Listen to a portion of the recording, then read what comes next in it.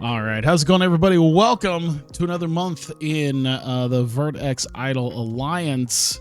I think with the uptick in events, we're not going to be quite getting through an entire month once again. In fact, on this stream, probably only get through a couple weeks because I've got, I believe, we've got the big Summergate event in 24 days. But we will have two more events, I believe, including, if I look at my schedule, our next live stage, which will actually be the first thing we do, because that's going to be week 1 in July. Active, boom. Are we going to do Thursday week 4? Looks like I'm going to do Friday week 3. That seems like that was the day that better fits. So we have this show, and then we've got, let's see, Thursday week 2 with a few people gone, but that's about it. And then 3 more people gone for Summergate, but that's fine. That's about the best I can do because we've got a lot of people working a whole lot of different promotions. So that's all right. So we've got at least the live stage. We've got another live stage. And then we got Summergate. So we're not even going to be worrying, I think, about this at some point. Let me see here. Make sure that this is...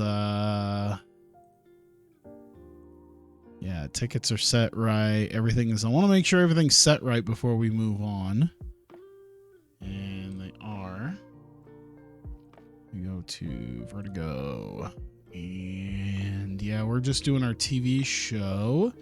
No events this month. Nothing until next month, which will be... I need to change these around. Because this is going to be the October show. Probably on a Sunday. Okay. We'll move it to a Saturday. Because this needs to go to August. Alright. And then that needs to go to October. Alright. So Damnation is our next big show after Anniversary Blitz here. So we've got to work towards. We got 2 months of shows to book for that. And there we go. Let me make sure everything's good with this. Yeah. All right. Everything's good. Everything is peachy. Want to make sure all our events were good to go. So yeah, nothing here. Oh, facade. Uh-oh. Was I booking for Oh, yeah, that's right. I think in my... Shit. I may have to change things because there's a clashing with bookings, and I don't know if he's going to be around. So we might have to change some stuff. But we'll get to that point when we get there. We're getting an ROH 03 file now with 06 and having a blast. Nice. Sounds pretty damn good. All right. Tuesday. Now, I don't know how much money we're going to draw off 3 events a show, so I'm not going to make any major signings right now. 3 events per month is an uptick, and you know what? That still makes us like one of the lowest tier Joshi promotions, so it's not a huge deal. But you know. Wow, Akira Tozawa, the United States... There you go. They were pushing Akira Tozawa in WWE. Zack Sabre Jr. loaned to DDT. I don't know how that would work out. He is not DDT material. Interested? Yeah, I've seen the whole Kenny Omega thing. It is what it is, you know. It's whatever. All right, so we've got Live Stage 30 tonight. Why does that look like there's been one too many spaces in there? No, there's not. Okay.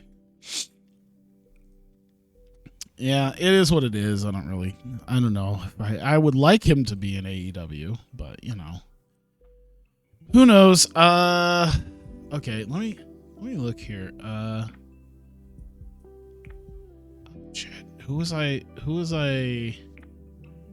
Okay, I remember who I was looking at. I redid some of my short lists, so I had to make sure that my short lists were good.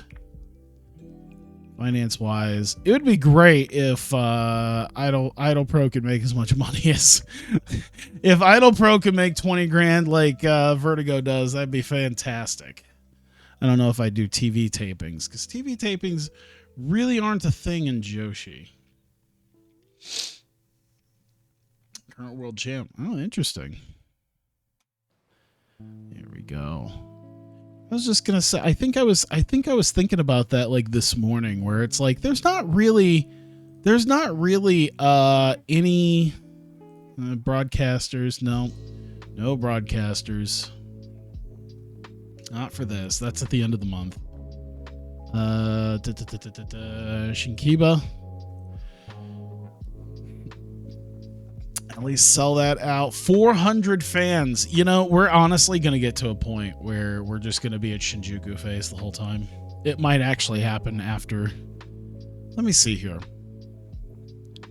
I can do the math real quick on this, because we can see what the money. Hang on. I'm checking. Why do it on my phone? I can actually physically do it. Boom, calculator. All right. So, 400 fans are expected.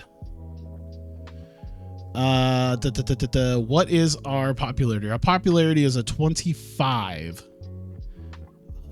Where do I look at here? Okay, so for very cheap 25 event, that's 7. All right, so 7 times 400. We're looking at $2,800 in tickets. All right, $2,800 in tickets, and compared to 290. Bring back up the calculator. 7 times 290, $2,030. What is the difference? So if we do 2,800 minus 2030, 770. So for it to even out, needs to be a $770 difference. We're looking at 200 to 600. So that's a $400 difference. So that's leaving $300 on the about $300 on the table by not just running Shinjuku Face from now on, which I think is probably just going to be what I do. So yeah, we'll just go ahead and run that. We'll just run Shinjuku Face at this point. Welcome to Pro Wrestling Accountant Simulator. I mean, yeah, because the difference would be a bit smaller when we were a bit smaller, but. Yeah, even at very cheap, I mean, the difference, like I said, $700 costs an extra $400 to rent this out. Yeah, we're just leaving money on the table for that, so we'll just do Shinjuku Face from now on. Fuck it. You can do 2 season finale shows. Interesting. Oh, for like 2 nights of WrestleMania? Yeah, that makes sense at least. Let's see. Your big Tajiri fan didn't think he'd be a world champ. Yeah, that's like when I did Hawkeye Pro, and I was shocked to find out like Kushida was like the most over guy in America. I was like, fuck it, let's find a way to put the belt on him, because why not? Okay, let's run all of this now. So, incidents. Hang on. Probably not too bad, though. Ooh, that's like 3 of them. Shit. Silly game she created quickly become very popular backstage as a people person personality. Hey, there you go. Now Ishikawa. Spot on impressions of some of her colleagues. That's good. See, this is what happens when you get a bunch of people who aren't negative. So Kyoko Kimura and Rina Yamashita picking up share of the tab of the rental car. Okay. What happened there is currently pleased. It has small positive impact. Okay. So, hey, you know what? We're not having fights backstage. That's what happens when you don't hire negative people. Is you're not having to deal with fights. Now, that's not to say, I don't know. Can they change their personality over the course of time in this game? I don't think I've played enough of this to really know. I'd love to know that because I haven't really heard either way. Namba, Jungle Kiona, Hikari, but she's off screen. Entertainment. Brings out successes on both of these. This is 5 minutes. There we go. Yeah, BFG and Slammiversary, both the season finale events. Do quick rundown of current champions for me or him, I guess, since he's doing his Ring of Honor thing, because I feel like could be either or. Let me see here. You all right? I mean, it's not hard, at least for IdolPro. There's what, 2 belts. Momo Watanabe is still the champion. She's in day 147 after 2 defenses so far. Twin Spirit champs are still Camille and Mirai. And then Vertigo, when we get to that, we'll get there. I mean, Tommy Mercer's still my world champ.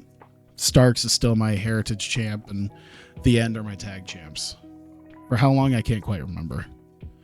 It's getting a bit long, at least for, I think, Mercer and The End. We're getting there. In a match, 1v1, no free Wi-Fi as tag champs. I think it's because I'm building up Hikari Noah as I've built up Hikari Noah as like this singles major heel, as like one of the biggest heels in my company. So it doesn't really feel right to put her with now Kakata, who has a slightly, I need to change her gimmick. I should give her a Japanese national gimmick, considering that's kind of her real gimmick. That's kind of sort of her actual gimmick. 11 minutes total. Let's see here. Asahi. Open match. Yeah, sure. Decisive win. Well, how much better is Asahi than Mocha in the popularity scale? 24. I mean, it could be either way. I think poor girl in real life is going through a lot. I thought I saw something. I think it was PW that was running down the fact that Asahi was having a lot of actual real life problems when it came to, like, I don't know. I think wrestling is like burning her out. Has she wrestled recently for? See, I want to know that now. Let's see here. Asahi. Has she wrestled since the last couple weeks? Because I know there have been issues. 225. Okay, so she just wrestled a few days ago. Okay. I don't remember when it was, but it was just a couple weeks ago that there was like some backstage issue. Maybe they got that figured out. Doesn't seem like she's been missing shows. Okay, let's see here. 2 minutes. Talking to now Ishikawa. We're talking to Arisu. And we're pretty much breaking that up after one event because you know what? Just hasn't been working out. They lost, but the real issue, the meta issue is that they have absolutely no chemistry together as a tag team. And I don't want to start a brand new tag team off the idea that they're just going to be complete garbage. Let's see here. We've got Chie. We've got Miyako Matsumoto. It looks like it's just those two. So she's going to talk to her. She's going to talk to her. This looks like a cornering in the back. So puts them both out there. Match time, tag team. I got to get an idea together on my actual like default matches, because I know I could probably put together a list of more matches that are actually default matches for me that I could just easily get to. Considering it's a slightly bigger pain in the, well, it's not a huge pain in the ass, it's just a few more clicks, but you know, I feel like I could probably get a set of matches that I pretty much always go to. That would make sense. All right, we've got Death Riot and We've got Mio Momono and Honori Hana. There we go. We got 16 minutes on that. Realistically speaking, what percentage do you think all the recently rumored guys really jumped ship to WWE? What percentage do you think? I mean, the percentage-wise, I don't know. Because I know, like, obviously, if you kind of lump in all the guys who've been rumored, like MJF and FTR and the Bucks and Omega, I guess it wouldn't be the most surprising if one or two maybe moved. Like, if it was one, it would be like Kenny Omega. If it was two, it'd be maybe FTR. I wouldn't expect more than that, though. I wouldn't expect a huge, elite showing up on Monday Night Raw.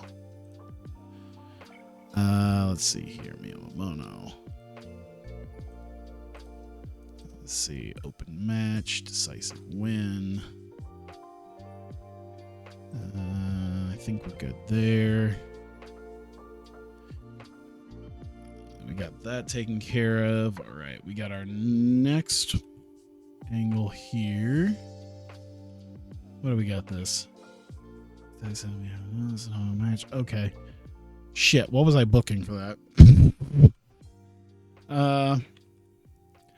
What's kind of funny is the biggest reason why I'm only doing one live stage and my TV tapings. Number one, it's going to take me a little bit. And number two, I don't have anything booked beyond that. It's been, I don't know what the weird writer's block I've been getting with this, but it's been one of those things that it's like, I literally just got done booking my tapings for Vertigo last night. And I was sitting here for a while, just trying to hammer stuff out. I'm sure if I really sat and thought about it, I could probably get it figured out a lot quicker and get stuff done. But I don't know. I feel like the more involved that I tend to get with this, the more I have to really think about it. And it just gets to be just a whole thing. What was this number one contenders? Oh, that's right. I wasn't setting that up right now. Okay, yeah. So we're good right now.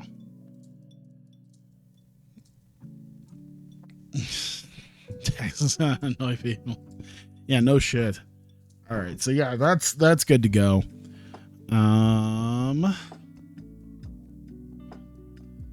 we've got that 6 segments, 7. Okay, so much like last event, this time we're gonna have Kamiyu and Yuki Aino. And 12 minutes. And I'm going to go with Kamiyu because, I don't know. It works, and Aino's not my absolute favorite person. She's kind of on the pay no mind list when Nodoka's not here anymore. It's sad to say, but yeah, it's just well, Nodoka's not here, so I don't care that much in real life. Let's see here. Kamiyu. Whoops. There. Mirai. Rika. Let me do something to Yuki Aino and Nodoka. So she's going to do charisma. She's going to do fighting, I guess. She's going to do acting. She's going to sell. She's going to act. And successes for these 3. And defeat here. We'll make it a defeat here because it's, it's her sister, so yeah, that makes sense. All right. Let's see. 3-way dance. We've got Rin Katakura. Famous Canadian wrestler Rin Katakura.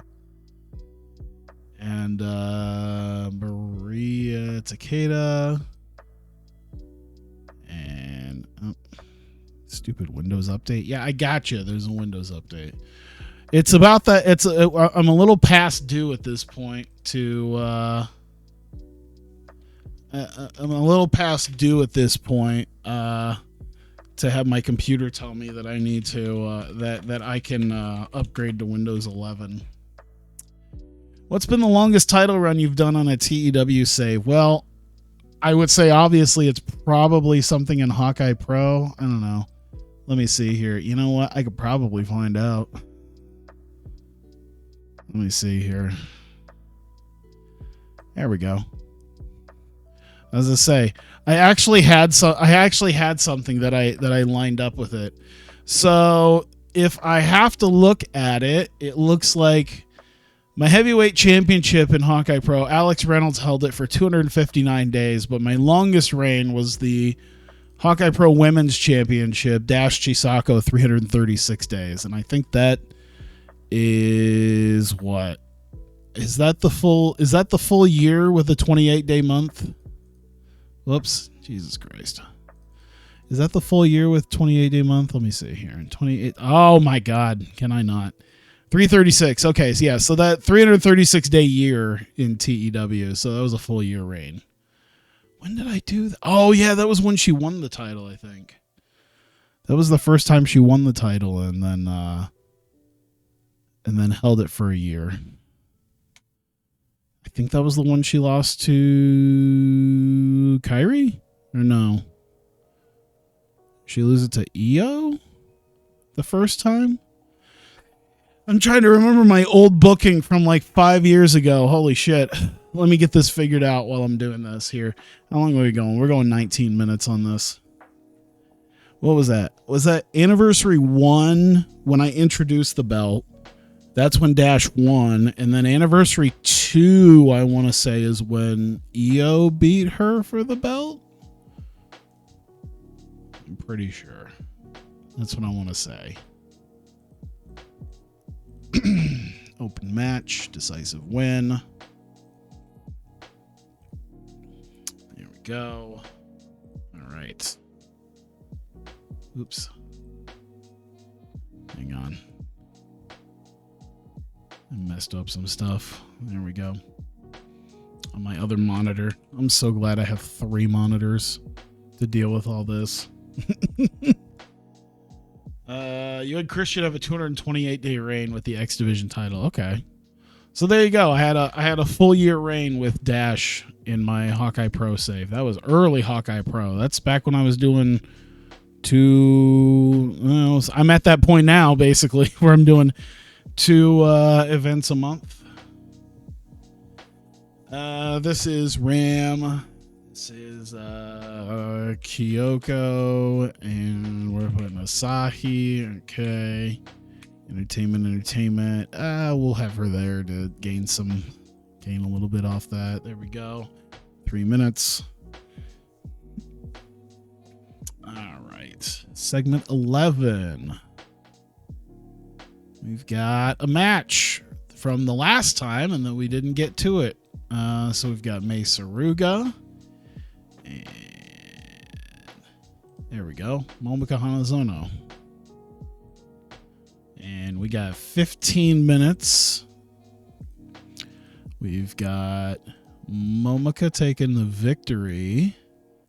Open match, but it's going to be by cheating. Here we go. Yeah, we'll do that. All right, let's see here. Let's see a couple more angles. Drop that in. Okay, so Mei Saruga and Momoka. So her arguing with the ref. We'll do entertainment, and we'll do charisma. She's doing her thing. I guess neutral, and then it kind of puts Momika over a little bit. little bit more.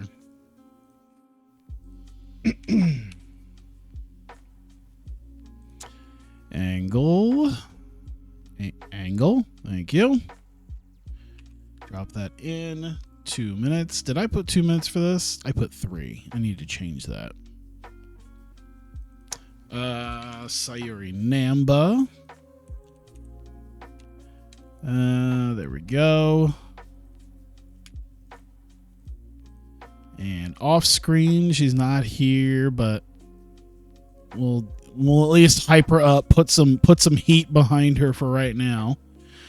Where is she on the popularity scale? I don't think she's that high up on the popularity. 29, okay. She's considered a star, so all right. Yeah, we're gonna hype her up. There we go. So let me see here. 3 minutes. We'll drop that down to 2. Main event. 6-person tag. 3v3. We've got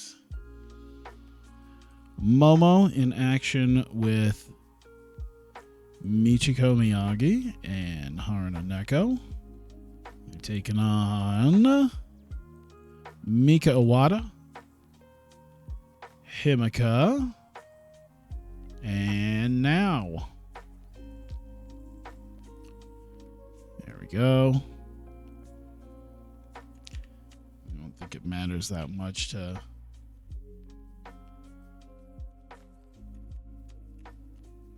put the ands in there, but at least there we go. 23 minutes total.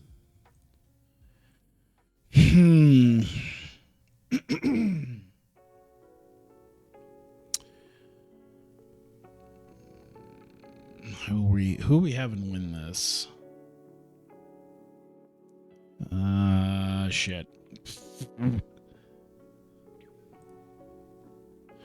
know what? Let's have Himeka beat Miyagi. How about that? And so we're going to have that go. Open match, but it's going to be a decisive victory. There we go. I think we're good there. Everything's good there. Main event done. At an angle. Drop it in. And we're doing Hikari and Jungle Kiona and Yoko Kimura. And let's see here. Acting. We'll do fighting, selling, and acting. There you go. Minor success, minor defeat. It doesn't matter either way, but whatever. That's 2 minutes. 120 minutes. Done and done. Everything. The only analysis that's wrong, the only analysis there is that there's no announcers, which is pretty much as I expected.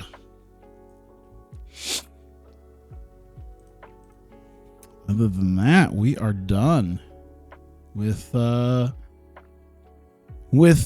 show. All right. Save it once more just to be safe, and I think we're good to go. By the way, how long have I had title on 147 days? Only 2 successful title defenses. Oh, was there a no contest on one of them? No. So she's only had 2 so far. Well, now we're doing one every like 2 months. She won it in like January, March, May, and then July. It's just, yeah, you're only doing them every couple of months. All right. All right, here we go. Live stage 30 here for Idolfight Project. 410 people here at Shinjuku Face. We're going to open up the show with Sayuri Namba running down the card. Jungle Kiona interrupts, though. Comes out and calls out Hikari Noa for her constant dodging of her. And as she looks to continue calling her out, it's obvious that there's no answer, so she heads off to the back to let Namba finish up so we can get to our first match. And it will be Asahi opening up the night against Mocha Miyamoto in a decent little match here. Decent reaction. Subpar wrestling. But Asahi does get the win by submission in just over 9 minutes. So a little bit of a turnaround there for her, as she's been fairly successful. I want to say last month was the one where she had the shock win against Ram. I think that's what happened. I can't remember. I believe it was. I'd have to look again, but I already forgot what I booked.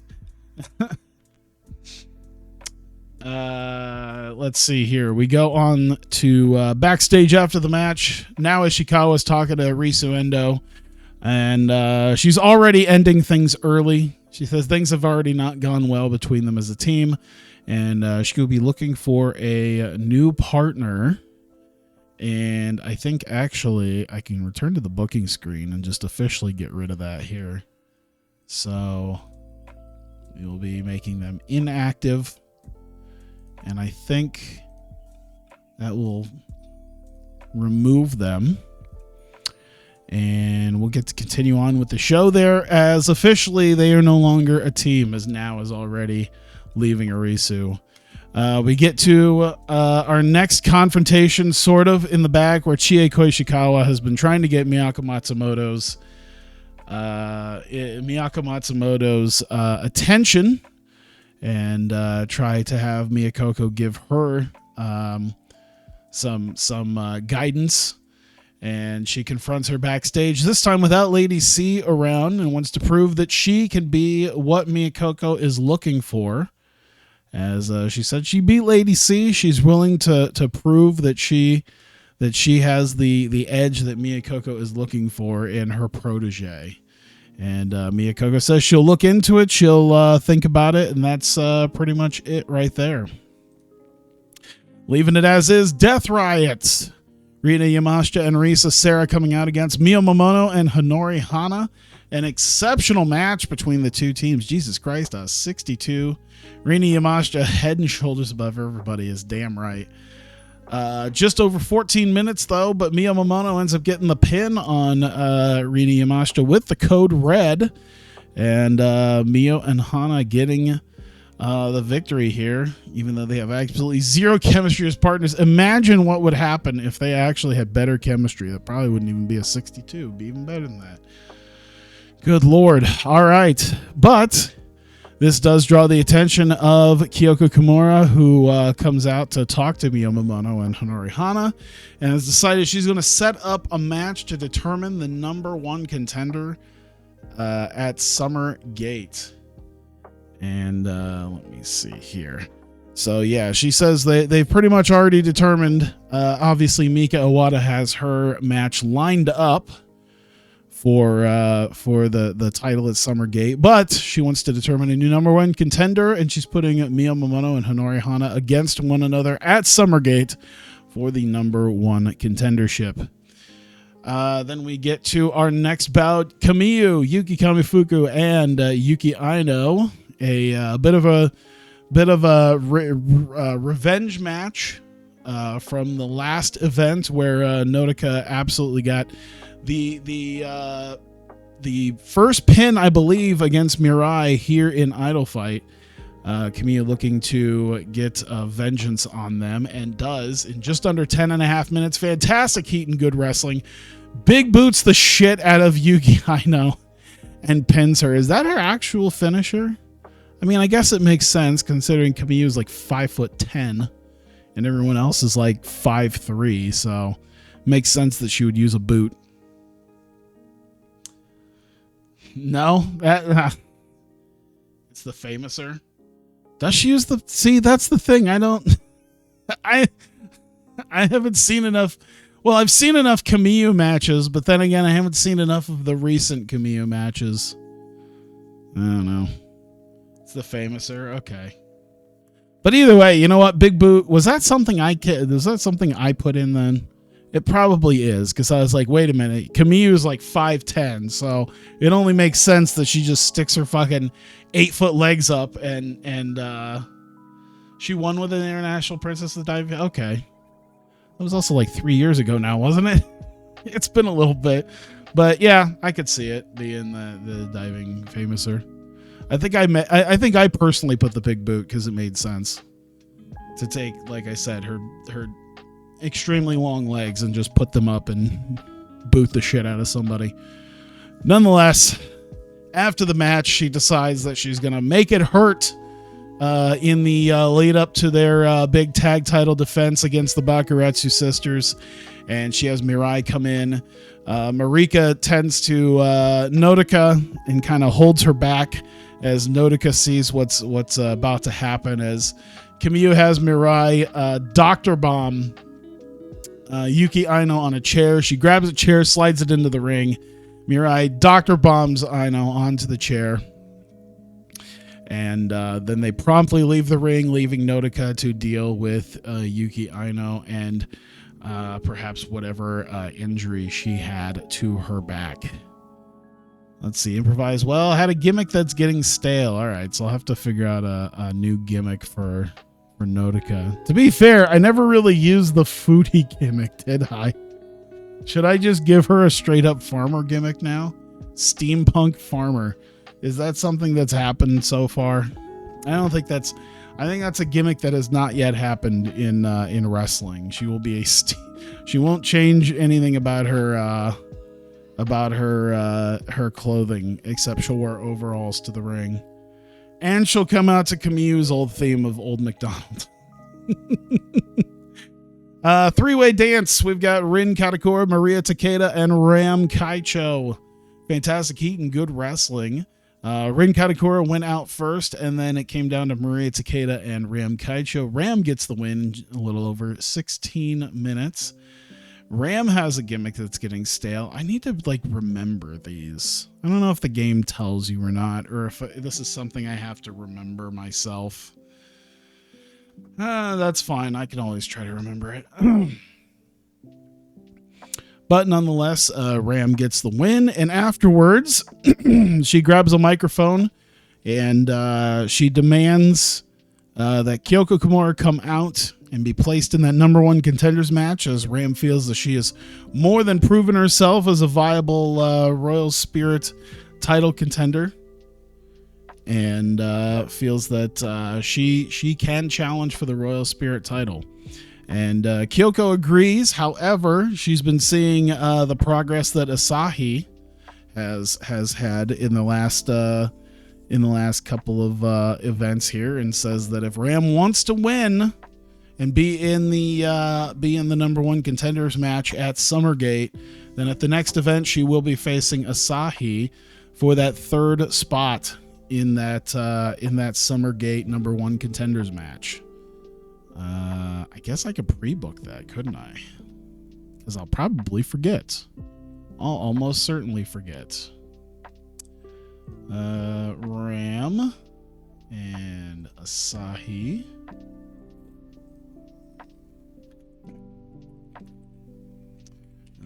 Let's see.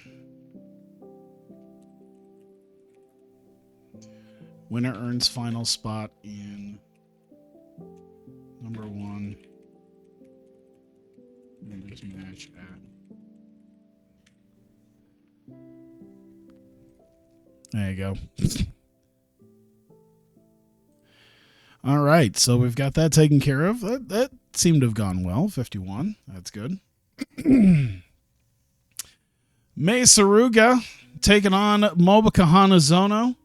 Had great heat and good wrestling between the two. Went just over 13 minutes. Pretty good chemistry. That's good between them. Of course, Mei looked like she was going to get the win over Momoka until Momoka took out the bubble gun and put some bubbles in Mei's face, hit her over the head with it, and then while Mei was dazed, locked her in a submission. I need to figure out a submission for her, or at least try to get some sort of impactful finish. I don't know what her actual finish is, but nonetheless, some bubblegum shenanigans helped Momoko blind and then stun Mei long enough to lock in. Does she do an armbar? Okay. See, that's the thing. I haven't seen enough finishes to Momoko Hanazono matches to really know. I know like her basic gimmick, but maybe I need to watch more Kaliga. Do they still do like 6 shows a week? I could always pay attention to that. But yeah, blatant cheating. But Momika Hanazono does get the win over the former Royal Spirit champion. And May, once she starts like kind of getting herself out of it, argues with the ref about cheating as Momika takes her bubble gun and just sort of fires it around and ends up leaving. We get Sayori Namba out for a special announcement before the main event, and that is at Summergate in just a couple of weeks. It will be the debut of the SKE 48 Idol and Tokyo Joshi Pro star Yuki Arai.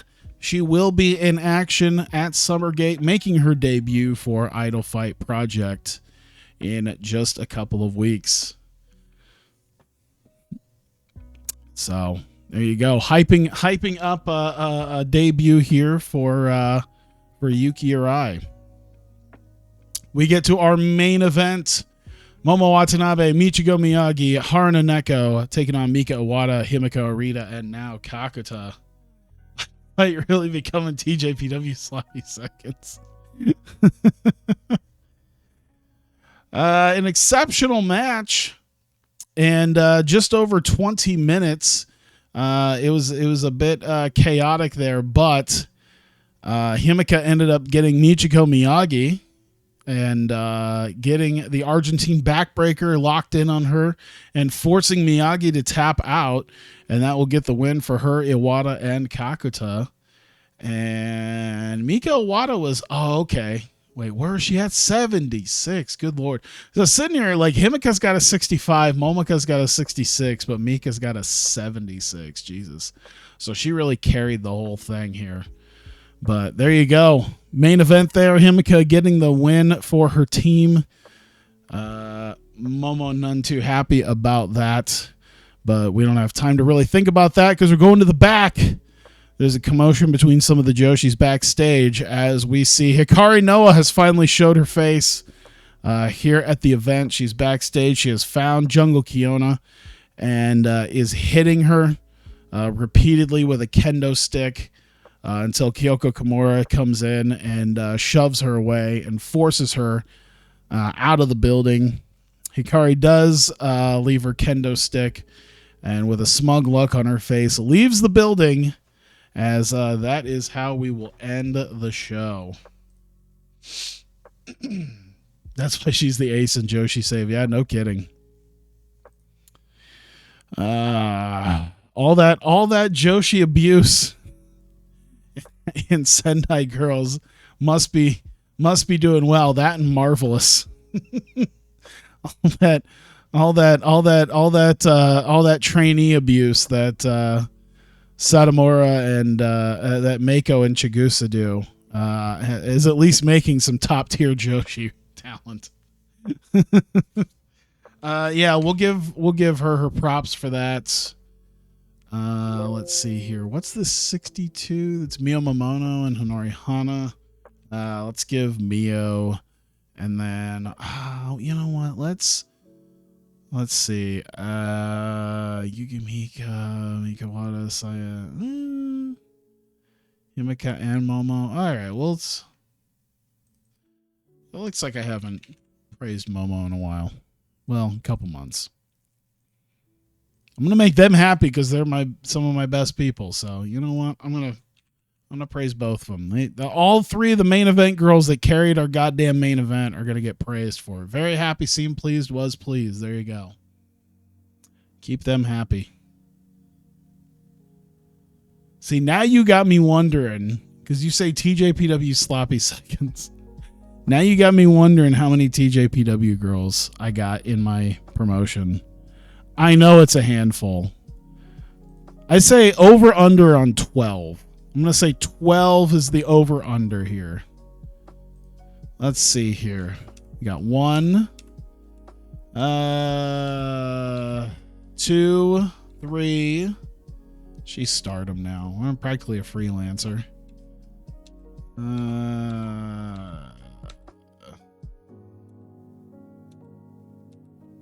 4. Yeah, she's a freelancer now.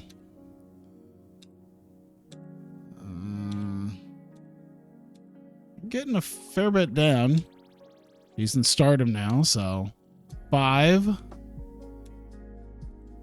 6, 7, 8. Well, it went up pretty fast. I don't know if Reika would count, considering she's retired at this point. Let's see. 9. She's in GonPro. 10, 11, 12. 12. There you go. The over-under was 12.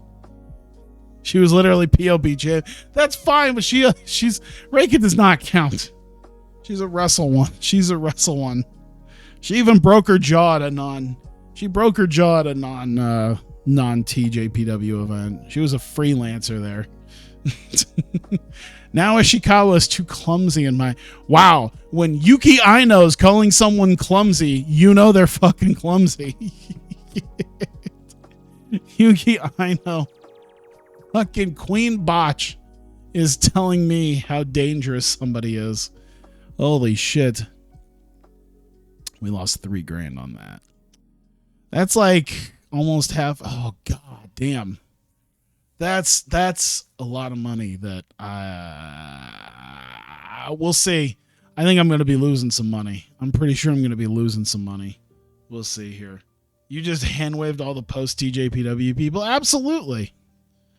Marika should count. Excuse me. Marika is a freelancer. Marika is, what is it, Nomads? She Nomads or Prominence? Give you a nod. Yeah. These days, people don't know Unagi or Mirai from TJPW.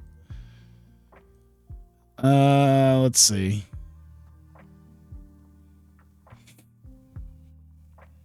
There we go.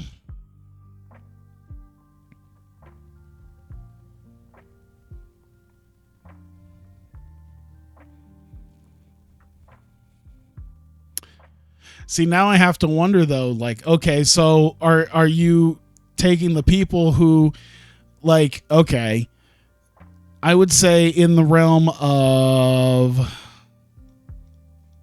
Yukari Hosokawa, would you consider her GLEAT or Choco Pro? Because she's probably spent enough time in GLEAT at this point that she's probably more that. And then on the other side of that, would you consider Miyagi to be Sendai, Stardom, or GLEAT? Really, this is her GLEAT gimmick, because this gimmick is different from Stardom and Sendai. So that has to be more GLEAT than anything. Let's see. This ain't neither. See, that's not even helpful. Anything happen? Anything? We got Ring of Honor, AEW, and this is back when Dynamite and NXT were still doing their thing. Just a bunch of extensions, it looks like, so I'm not gonna worry about it.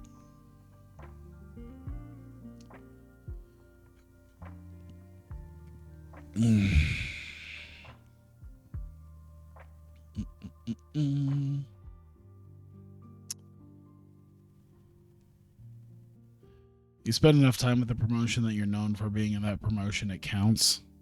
So so in this case, Hosokawa isn't well known enough in either promotion. Like WWE fans call Dean John Moxley. Yeah, that's a good point.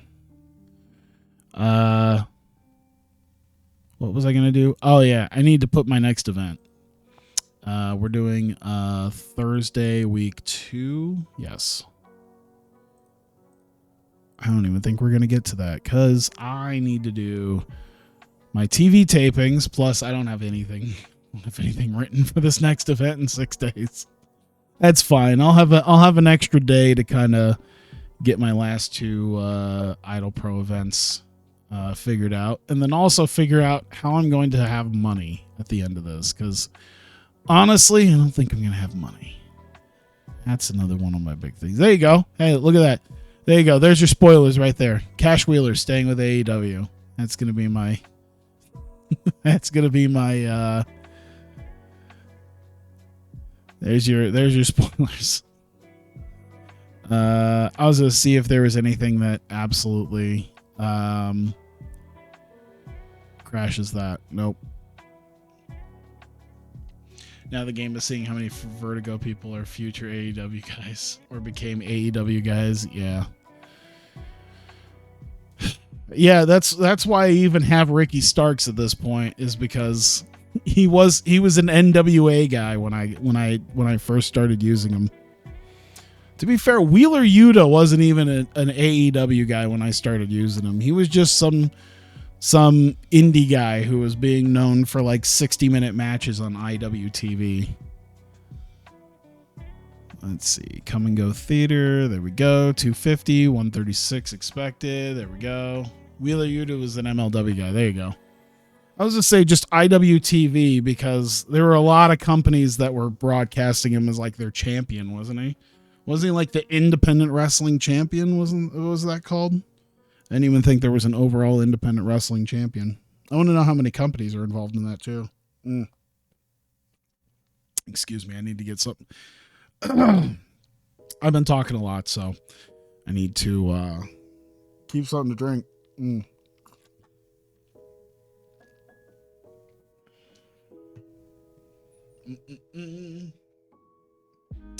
Could you have gotten MJF when the save began? No, he was well in AEW at this point. Because this is from June 2020. Which is a very awkward time. Because it was literally 2 weeks before... 2 weeks before Speaking Out happened. So it's slightly awkward that there's still like a lot of contracts out there for... you know, David Starr and Joey Ryan and Velveteen Dream. So we still get the occasional, hey, Velveteen Dream did something on NXT. It's like,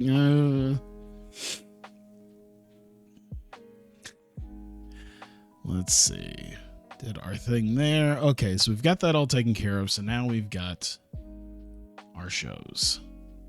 All right, opening up. Semi-alliance title, IWTV just made tag belts as well. Okay. Yeah, I was going to say I know it was an IWTV thing. I just didn't know exactly what it was. I figured it was some alliance between like smaller promotions.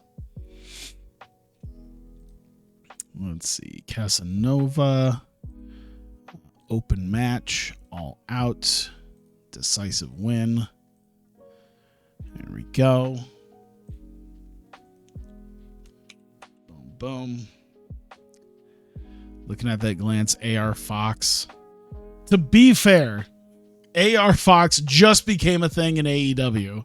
He's been a thing for a while, though. Anyone who paid attention to independent wrestling and PWG and Lucha Underground knew who AR Fox was.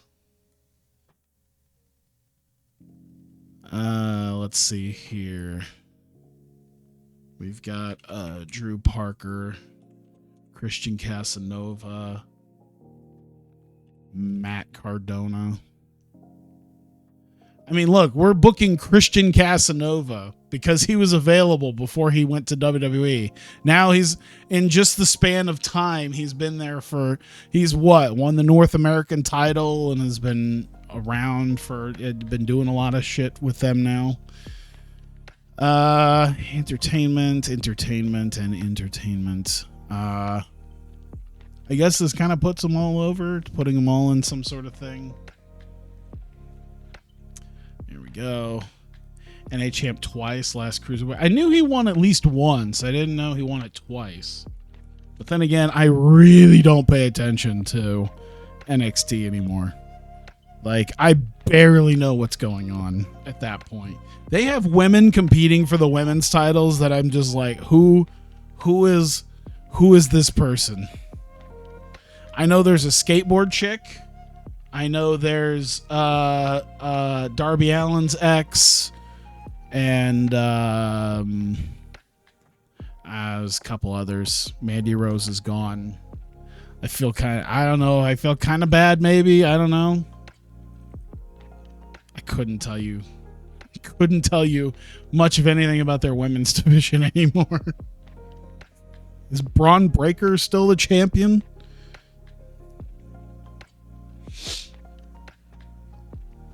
Let's see. Mercer. Oh, Tommy Mercer. Getting a new look. We'll use his star quality for that. It's like second longest now. Wasn't there a point where Ziggler was the NXT champ? Was that before Braun Breaker? I was gonna say, wasn't there a point where Ziggler won the title? I don't even remember one. I remember that happening. I couldn't tell you when it happened, but it was like sometime in the last. He beat Breaker, so Breaker's a 2-time champ. See, that's okay. So he beat Breaker. I didn't even know Breaker's a 2-time champ. Guess that makes sense now. Let's see here. Heath Miller and Timmy Lou Retton. There we go. We got 8 minutes. Gonna be a quick TV match. Then dropped it back to him on Raw. Oh, they had an NXT title match on Raw. They had Ziggler and Braun Breaker face off there. Man, that must have been when I really didn't pay attention. That had to have been before Vince left, because I really didn't pay attention to hardly anything on WWE at that point. Draw is to Raw and NXT after AEW embarrassed them. Did it work? I don't know. Did it work? All right. I'll stop being a smug smartass. Let's see here. 2 minutes on that. Neo Body Guys. We need the Neo Body Guys. We've got Jesse Godders. We've got Preston Vance. And we've got Cesar Bononi. Look how AEW is looked at now, and they're still doing better than NXT. It's a good point. Was it NXT or Rampage? Was it Rampage last week that didn't even end up on the Nielsen top 50? Someone, I can't remember which one, but one of the I think it was last week, one of the TV shows like just completely tanked. I want to say it was Rampage. Yeah, they put it at 7 p.m. That's what it was. Yeah. Yeah, they were like 59th on the night. That's what I don't know what happened on that Rampage. All I know is that people lost their fucking minds when they didn't even get the top 50. Entertainment and does Caesar have sex appeal? I mean, game wise. No, he doesn't. Why does Caesar not have sex appeal? Whatever. We'll use. Does Preston have star quality? Should we be using that? Because I know using his sex appeal is not as. His star quality is not as good. But you know what? I think using the star. Let me see. What are they saying? It's entirely about their aura as a star. Yeah, because I mean, it's something that's entirely about their looks could also work. Yeah, we'll see how well this meshes. Maybe not well, but we'll see.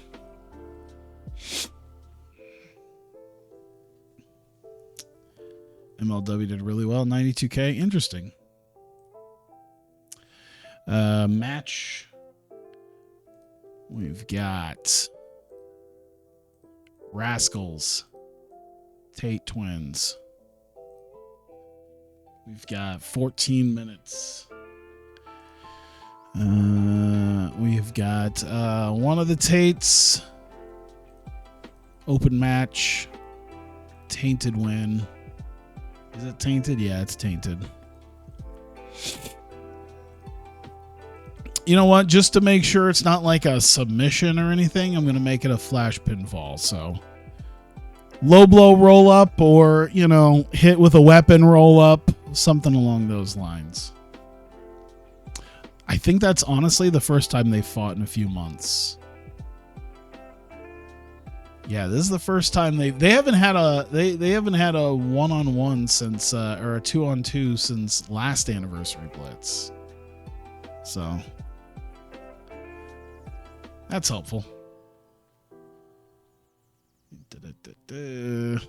All right. Let's see. AC.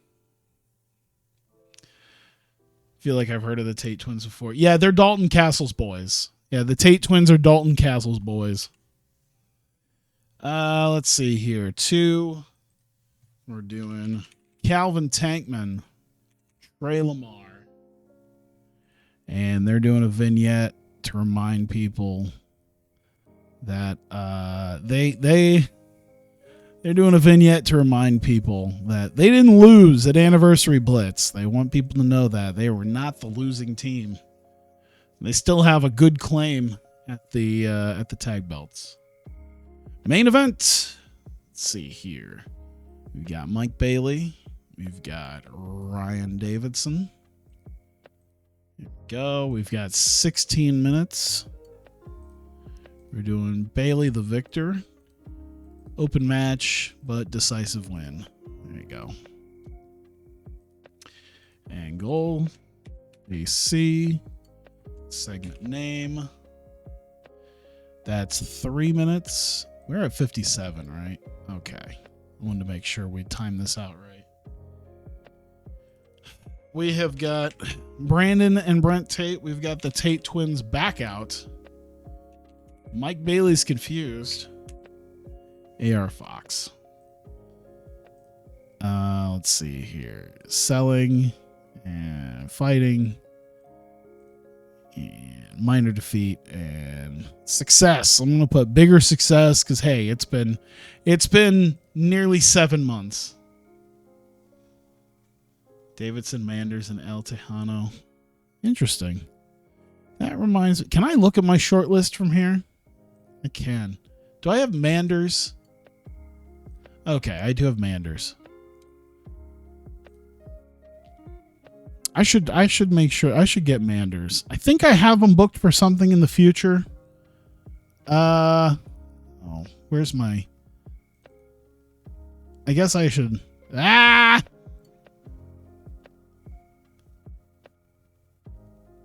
No, I don't have them booked for that. All right, I might have to change some stuff up. I knew that was going to happen. I fucking knew that was going to happen. All right. Save it and call it good. 9 segments, 60 minutes. We're good. All right. Here we are. Vertigo Attack episode number 25. The first in our set of tapings here. We're going to open it up after Anniversary Blitz with 2 of the up-and-comers here in Vertigo. Christian Casanova taking on Drew Parker. And it's going to be a decent match here. Just under 9 minutes. Christian Casanova going to get the win on Drew Parker in under, and like I said, under 9 minutes by submission. And afterwards, they're going to be getting on the mic and saying, hey, you know what? Both of us, I think, have been doing pretty well. We had a competitive bout, but I think we should be looking into perhaps the you used to put post-match before post-match angles. Yeah, usually I think I would sometimes do that. But after this, Parker Casanova talking about the Heritage Belt, which has already drawn the ire of a pissed off Matt Cardona, who comes out after his big in-ring debut at Anniversary Blitz, and gotten cheated out of it by Ricky Starks. It was sort of a battle of both of them cheating, and Starks got the better end of it, and Cardona not happy once a rematch against Ricky Starks. Nothing really comes of it, but he storms out of the ring, and we get to our next bit here. Tommy Mercer with the Vertigo World Championship after a successful defense against Heath Miller. He will be in action next week. He will be sporting a slightly new look. And he says we're going to have a new era in Vertigo and a new era for the Vertigo World Championship. as very vague by Mercer, but he will be in action next week, and I guess we'll see what that is all about. Speaking of Heath Miller, coming off of his loss, looking to bounce back here against Timmy Lou Retton from Lockhart Inc. And goes just under 6 minutes, ends up getting the smash hit on Timmy Lou Retton and gets the win. Heath Miller at least trying to bounce back a little bit from his main event loss. Hey, Super Mario, what's up? Let's see here. Was Josh Alexander around during this time too? He was. Oh yeah, he's definitely around. Neo Body guys, they're in the back, and Jesse Goddard is so glad to be finally rid of Sabby, and they're ready for a new era. And they said, you know what? Now that we have this albatross that was Sabby off of our back, he can go make softcore porn with his I guess even now it's probably not softcore porn, but he can go make porn with his girlfriend, wife, whatever. And they can focus on the Vertigo tag titles starting next week. They plan on being in action to start going after the Vertigo tag titles. What? Oh yeah, Sabby is what is it? Mandy Rose's boyfriend, husband, whatever. Yeah, because yes, Mandy Rose's shit has been getting closer and closer to actual porn, and Sabby is her man. I want to say there was something where that it actually. I want to say there was something that I saw that someone had posted about where she might actually go full throttle, but I don't know. Nonetheless, big tag team match, the Rascals and the Tate Twins. They actually, while they've crossed paths several times in the last couple of years, they actually have not had a 2-on-2 tag match since Anniversary Blitz last year, when the tag titles were introduced. And once again, we get superb wrestling. Decent reaction goes just over 12 minutes. And we get a little bit of cheating from the Tate Twins, a low blow, handful of tights as Brandon Tate ends up getting a roll-up victory on Zachary Wentz. And the Tate Twins once again successful in tag team action against the Rascals. Things not going too well for the Rascals here in the last several weeks. Xavier, pretty much they all did pretty good, man. The Tate Twins are actually not too bad either. They pulled 50s out of there. That's pretty good. So pretty good by all of them, honestly. Even though Desmond Xavier was the best, they all did their part. We get Tankman and Lamar backstage for a promo.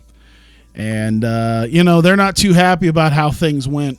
They're not too happy. They're not sitting there with the Vertigo tag titles right now. And they're reminding people that the reason they're not the Vertigo tag team champions right now is not because they lost, but because they just happened to be in the wrong place at the wrong time while the End pinned the Rascals. So they were never pinned and never submitted. They didn't lose the match, and they want a shot 2-on-2 against the End for the tag titles, and they guarantee if they can get that match up against the End for the tag titles, they will become the new tag team champions. And we get our main event for the night. Speedball Mike Bailey taking on Ryan Davidson. Superb wrestling, decent reaction, goes a little over 13 and a half minutes. Bailey hits the shooting star knee drop on Ryan Davidson and gets the win. Davidson also not been doing too well. Hopefully Wentz isn't feuding with... Hey, MJF vouched for him. It's fine. Everything's fine. He still gets... Dude, he is fucking over in Revolver, man. I can't wait to see him on what, Saturday? I think it's Saturday? Oh, fuck. What was it, March 4th? I better see. Before I start being like, here it is. I got my ticket already, so, not a huge deal. Pretty sure it's March 4th. Yeah, Saturday. Oh, there we go. But at the end of this, the Tate Twins come back out as they're kind of squaring up on the kind of squaring up on Mike Bailey there. Bailey's confused as to why the Tate twins are out there. Turns around, and AR Fox is in the ring and lays him out and stands over him. AR Fox, who we have not seen since Wrestle Zenith in December last year. It's been nearly 7 months since we've last seen AR Fox in Vertigo after losing his rematch for the World Championship. But he seems he is back and has laid his sights or set his sights on Mike Bailey. Very good. 39 for the popularity. 39 places that we got the popularity. 61 is very nice. I'm going to say 61 is going to be one of our best ratings, honestly. Holy shit. Yeah, 61 is that the best TV? Yeah, that's probably the best TV show we've ever done. There you go. The best TV show we've ever done. There we go. All right. That is number 1 to number 2. Oh, before we do this. All right.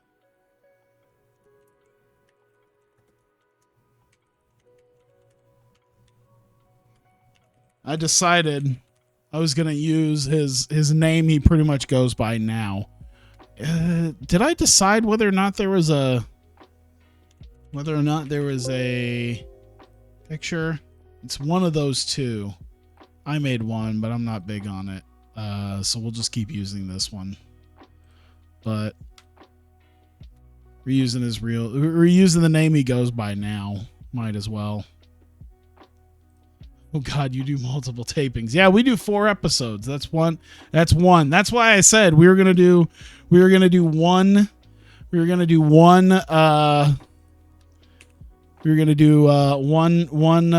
IdolPro show, and then we're gonna do our tapings, and that's probably about all we got time for right now. All right. Mayweather coming out with Odinson and Pero. Entertainment, Menace. I mean, I could probably knock these out quickly. It's not a huge deal. It's not too bad. Very different booking styles. Mayweather doing security for... Is he doing security too on top of the NWA stuff? I'd never even heard anything about that. Shows we have different booking styles. 16-minute main event, 13. Yeah, I mean, to be fair, let me see. What was my opener? 13 minute. It was an 11-minute opener, but yeah, I mean, I wanted to try to give like the guys some time.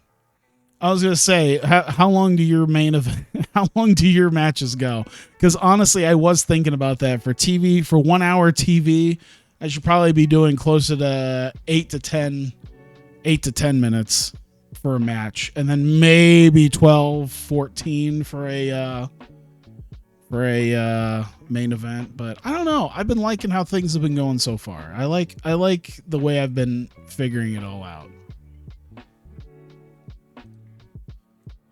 There we go. 10 minutes.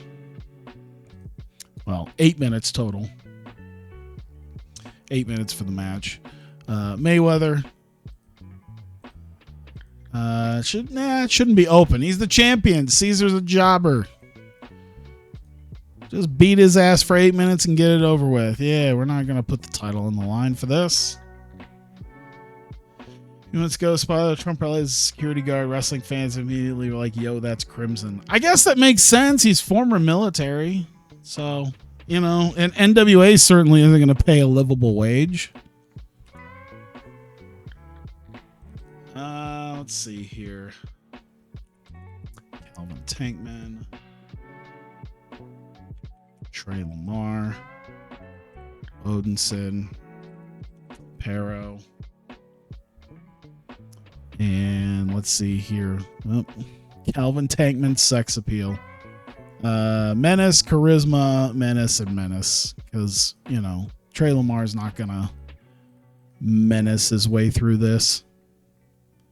There we go. Lift the crowd 9 to 13 minutes. Work the crowd 14 to 16. Regular 6 to 10 storylines. 13 to 18, steal the show. 15 to 20. I mean, yeah, I could see with the match aims. I don't know. I think just the fact that everything's regular, you know, I never steal it. I was gonna say steal the show sounds like it's a little too big. I was gonna say steal the show sounds like you should be maxing out at 15, but maybe that's just an all out. Because I remember, I think they changed all out, didn't they? They changed all out to 20 minutes. It was 15 in 2016. High spots 13 to 15 minutes. Jesus Christ. High spots matches, I would put it like 10 tops. That's why, you know, when I do so, I don't do like high spot matches, but I'll do all out matches for like some of my higher speed tag teams or higher speed guys. I'll let them go out there for like 10 minutes and just, you know, run through it. But yeah. Cardona. We got Cardona. We got Nick Dinsmore. And yep, that's pretty much it. Let's see here. Microphone. Kind of puts them over here. Doing 2000s TNA. 2000s TNA, we're doing like 6-minute matches. I remember the Fox Sports Net days. The Fox Sports Net days of 1 hour impacts. Those suckers were like 4 minutes. You're gonna get a 4-minute Hector Garza match, a 2.5 minute Amazing Red match, and then Kevin Nash is gonna do 10.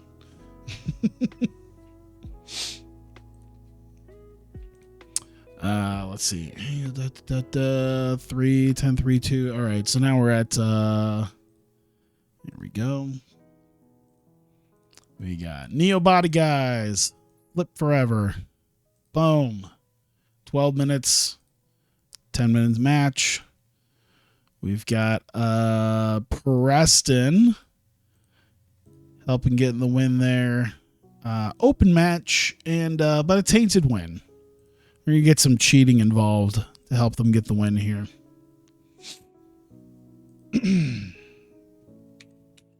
Never edit stamina too. Like the skills for that, because I don't really ever mess with any of the stats. I just do it as it happens. Is Facade here? Facade is here. Good. Thank God. It's like I booked a couple things around the Neon Ninjas being here. I forgot the Facade may or may not have ended up here. Facade Wheeler Yuta, so that's just them talking. Minor successes, builds them up. There we go. Just a minute, because don't want these guys talking for more than a minute. Heath. We got Heath. We got JT Dunn confronting him. And whoops. I think it's microphone, because that's charisma. They say charisma is supposed to be based off of him. It's supposed to be based off of crowd work, which I don't wholeheartedly agree with, but whatever. There we go. Segment 8. Deadass guys have 60 stamina, can't go 14 minutes. I've watched in 22, 26 minutes matches or win one night tournaments. I've seen that before too. Because perk, I'm afraid to do under 9-minute matches. Let's see here. AR Fox with the Tate twins. Brandon Tate, Brent Tate.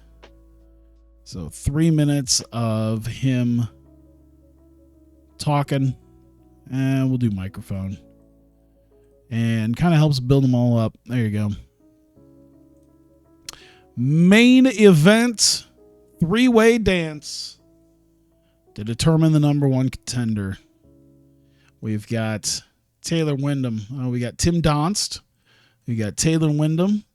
We've got Eddie Edwards.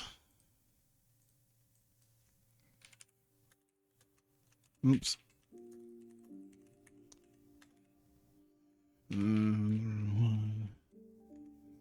Tender, Vertigo, World Title.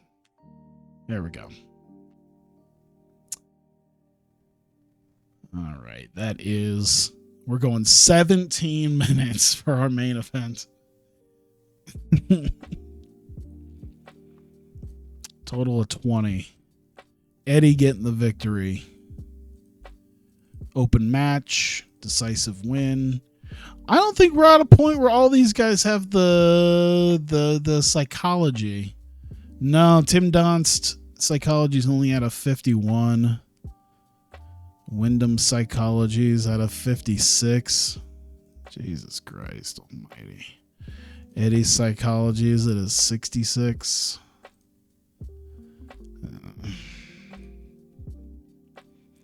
I really want to know. Show me any dude who's got a psychology over 70 who is a wrestler. Mike Bailey. That's fucking it. Damn. He's gotten up there. That's it. That's fucking it. 60. Any of you know how to have some fucking work rate? Eddie, JJ Garrett. He must have gotten insane recently. No, he was still at like a 60. Eddie just barely capable of being a road agent. Nick Dinsmore, of course, because he's a road agent. Starks makes sense. Ryan Davidson, I think, makes some sense too. 68. Oh, because he's almost a 70. Okay. What Starks is at? Starks at a 63. Shit. Zachary Wentz. Zachary Wentz is one of our better psychology guys. Who should be there? I guess that's what I should say. Who should be? Eric Cannon should be up there. Guy's been wrestling 20 plus years. He's at a 48. Vertigo doesn't have main event guys except for Starks. It makes sense, but like, you're going to learn psychology over 20 years. Eric Cannon could probably do it. Cardona should probably be able to do it. 59 is probably a little bit too low for Cardona. Dinsmore, obviously. Starks, Davidson, Wyndham. Tim Donst has been around for quite a while. I'm surprised he's only at a 51. Everybody else, it makes sense, I guess. Heath's been around for quite a while too. 59 only? You think his psychology would be better? Heath is literally a fucking jobber in WWE for a decade. You're telling me he doesn't know psychology?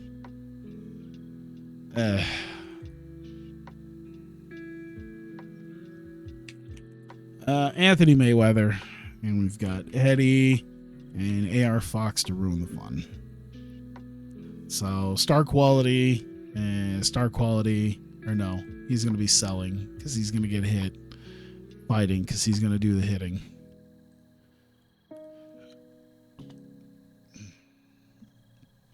It's less of a reason jobbers don't have 60 plus psychology. I mean, you look at guys like Al Snow who've been in the, well, okay, never mind. Al Snow does say that Hulk versus Andre is like the best match at WrestleMania 3, completely disregarding Savage and Steamboat. So yeah, insane selling and basics should be good. What was Heath selling and basics at? I mean, selling's an 82. Okay. Basics is a 79. It should probably be bigger, but it's whatever. I don't know. Like psychology, I think you'd kind of want. RWC, yeah. Maybe they changed some stuff in the last couple of years with RWC. Yeah, this is RWC. That's an even worse excuse because at least Who's is like, it's very generalized with a lot of the numbers. Like Who's is very generalized with a lot of the numbers, but like RWC like drills down into it. Pre-Devil taking over, probably.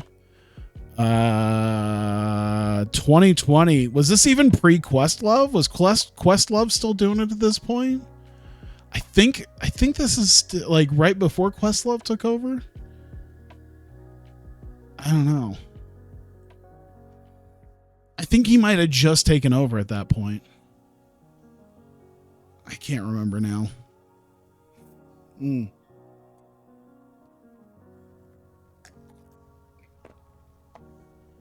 But he probably didn't move too much around. Okay, so yeah, we got our segments, we got our minutes, we're good to go. All right, here we go. Vertigo Attack number 26, the second in our tapings here.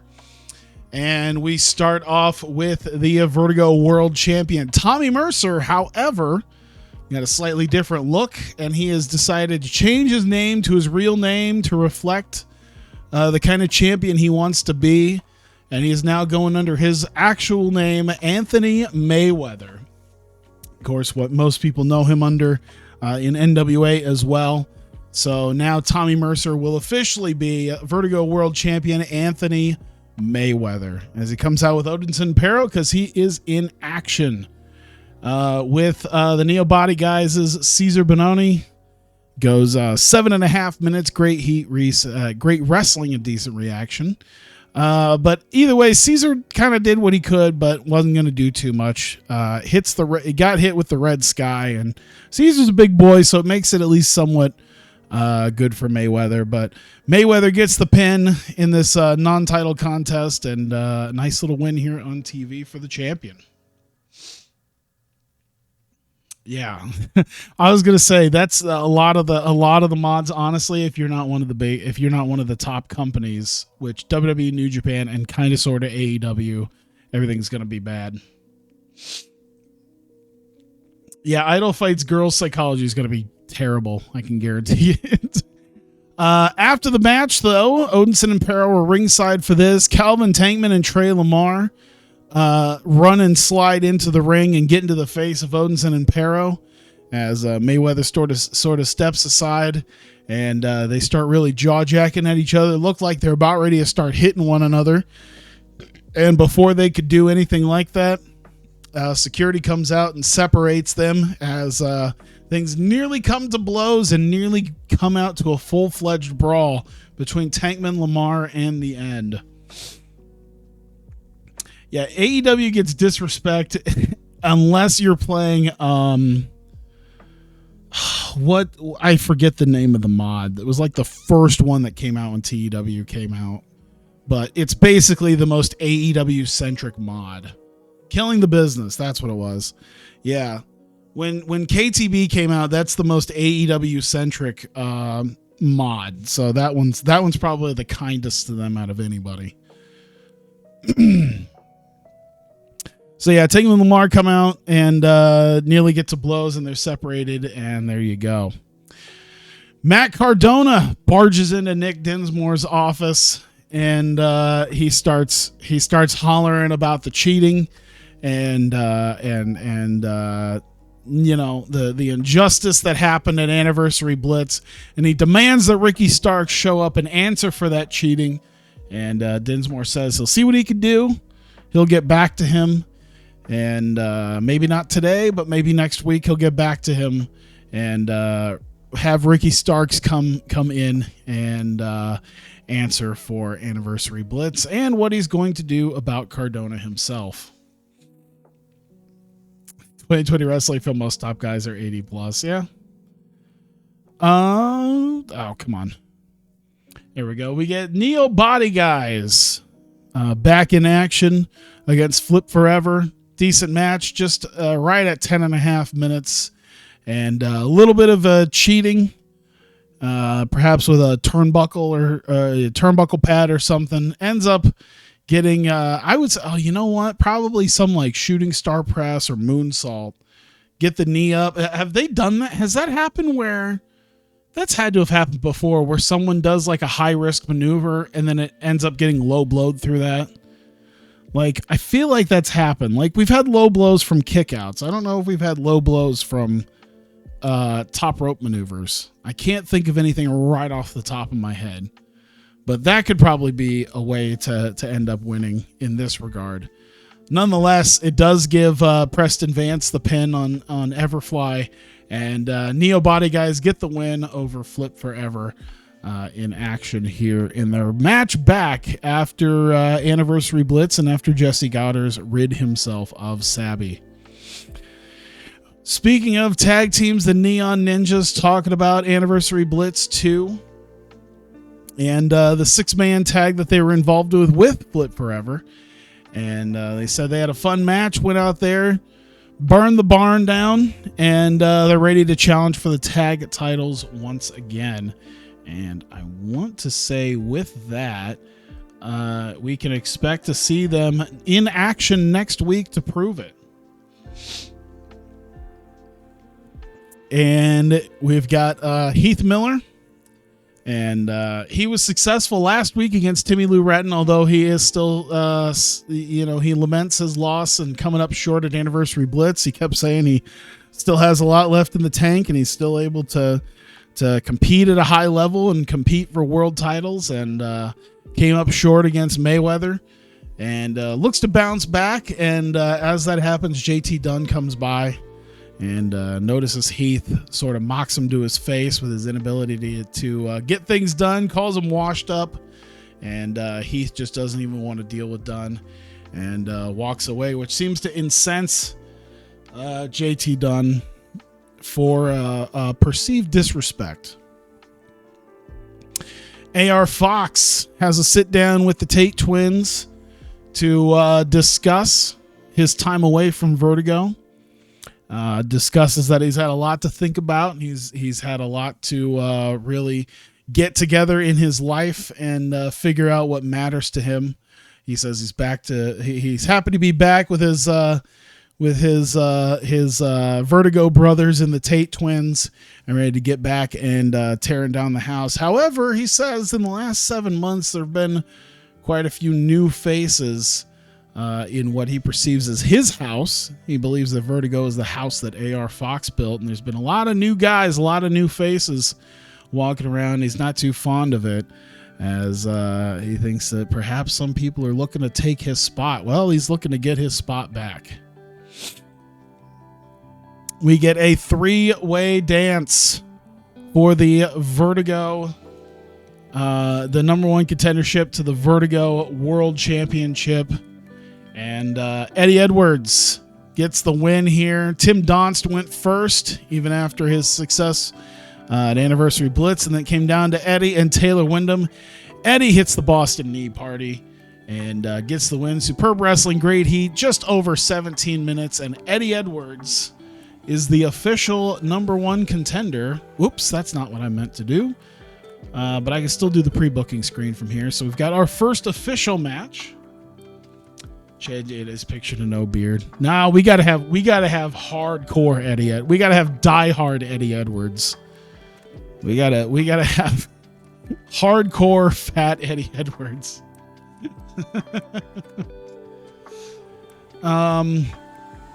So yeah, we have that there. We have Anthony Mayweather and Eddie Edwards for the Vertigo World Title. Nope. Oops.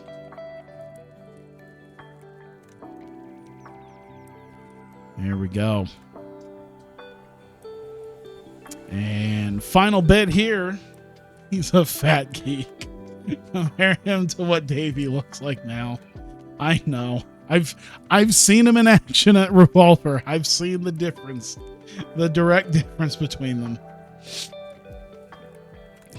But yeah, Mayweather coming out with the title and kind of gets into the ring, stares down Eddie Edwards, and he and Mayweather sort of exchange stares. And before anything else can happen, AR Fox coming out of nowhere to lay out Eddie from behind, and Mayweather looking none too happy at what AR Fox has done. Fox gets in his face, points at his belt, seems to indicate he wants to get back into that. but laid out Eddie and defiantly leaves, and that is the end of the show. 56 still. Pretty damn good. He first became that pseudo Tommy Dreamer character. Oh, yeah. Back when he was assaulting Sammy Callahan at like his house. Yeah, I remember that. What do I have for his finisher, by the way? What is his his thing?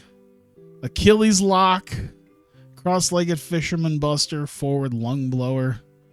Nah. We can still do I don't know if I like Achilles lock. Cross-legged fisherman buster we'll get rid of. Do they have Boston knee party? They do. Boom. Finisher. It's good. No diehard Flosion. Is that what he's I was like, when is he changing back? Oh, he isn't. That's just how he is now. Oh no. I don't know. At least he's interesting.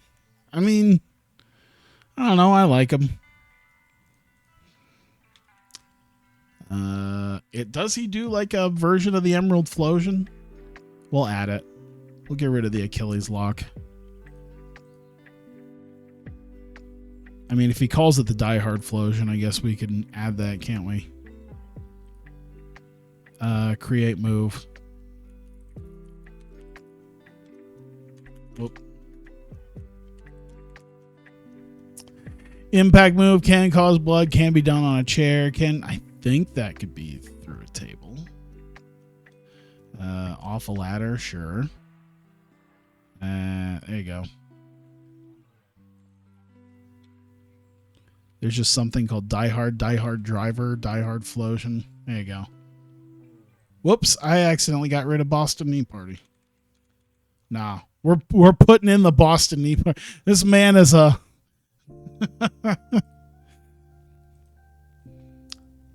And he went from no gimmick WrestleMan and people... Now he has a gimmick and people hate the gimmick. Like only Josh Alexander stuff and Mike Bailey. That's a good point. You know what? Eddie Kingston was still in NWA at this point. He hadn't even shown up at AEW at this point. I should sign Eddie Kingston. He teams up with Eddie Edwards, and they'll just be called like they'll be called shit. I had the name in my head. But yeah, much like FTR with the Bret Hart thing, it's gonna be Eddie Edwards and Eddie Kingston, but with Noah. It's they're gonna be called Noah Tribute Act.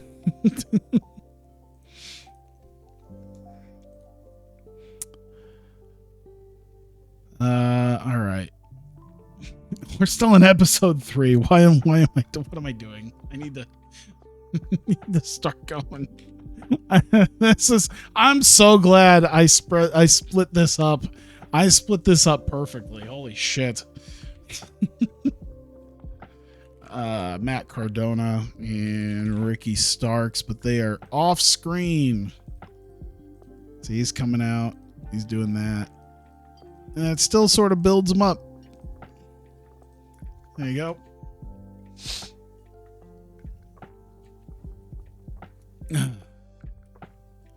Opening match. 2v2. Neon Ninjas and the Throwbacks. And we're doing 11 minutes. Yeah, the Boston Knee Party. Yeah, Boston Knee Party looks like how Muta has done the Shining Wizard in the last year or so. Eddie does the Shining Wizard like Muta has been doing the Shining Wizard at 60. Let's see here. Facade. Yeah, we'll let Facade get the victory there. Open match. Yeah, why not? Decisive win.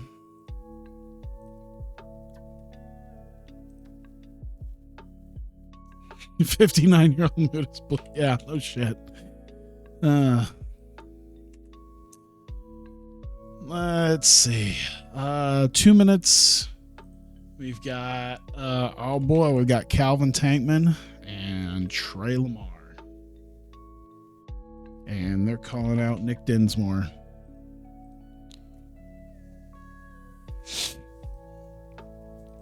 Oh, they're also attacking Facade and Wheeler Yuta. So they're selling. They're doing hill fights and hill talk. Minor successes there. Minor defeat. I think both Neon Ninjas are white hot, so I don't think it's gonna kill him to take that. Let's see. Very warm and hot. So yeah, they're fine. Honestly, I think Tankman and Lamar are probably white hot. Yep, white hot and red hot. So they're right there. Only Gaijin GHC heavyweight champ, though. Was he? Was that in, well, now I have to know. Was that during the Suzuki years? Because, I don't know. Being GHC heavyweight champion during the Suzuki years is nothing to really, to be that. It was post Suzuki? Okay. But that's not long after post Suzuki, though. I was gonna say that's when Noah really took a fucking dive. They're only just now in the last like 2 years starting to build back up a little bit.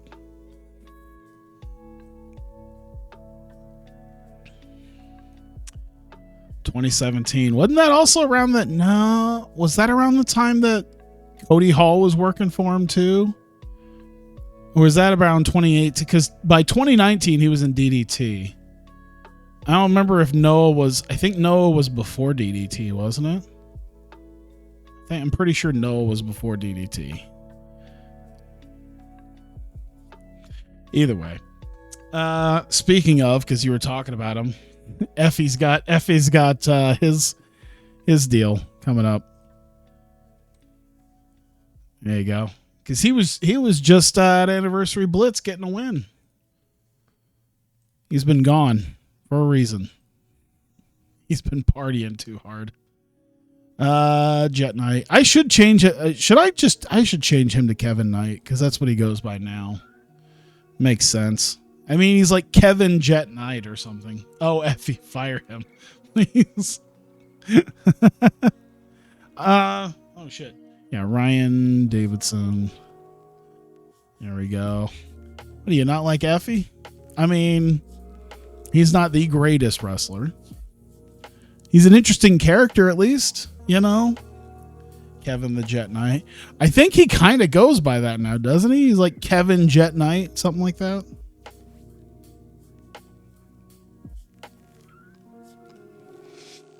I don't know. I don't watch New Japan Strong. And Shoku Dino. I think that's what I wanted, right? Yep. Okay.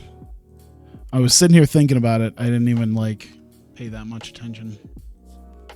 Right. And goal. Drop it in. 2 minutes. Ryan Davidson. Drew Parker. And he's not going to do anything, but he's going to insult him. Minor success. Drew Parker has a death wish. All right. AR Fox finally in action. Darius Lockhart. Haven't seen him in a little bit. Now he's about to get jobbed out. AR Fox to take the victory there. Should it be open match? Decisive. Fuck it. He's in charge of a group. He should kind of be up there. Let me look at this. A 13 compared to Fox, who's like 35. Not even close, honestly. Either way.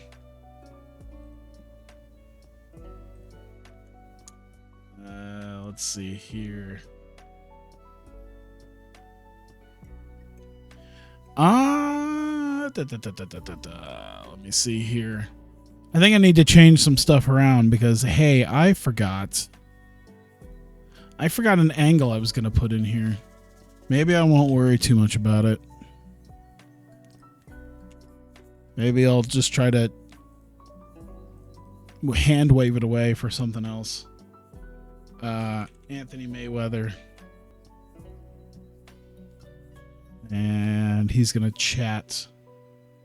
Actually, you know what? I'm going to change that up. Anthony Mayweather's not going to have his gimmick.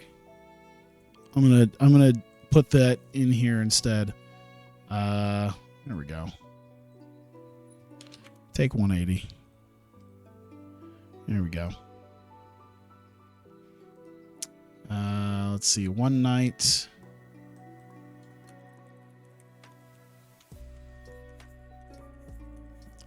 There's probably a better picture of him, I think.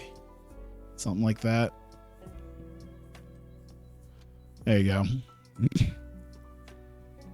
So we'll change that up.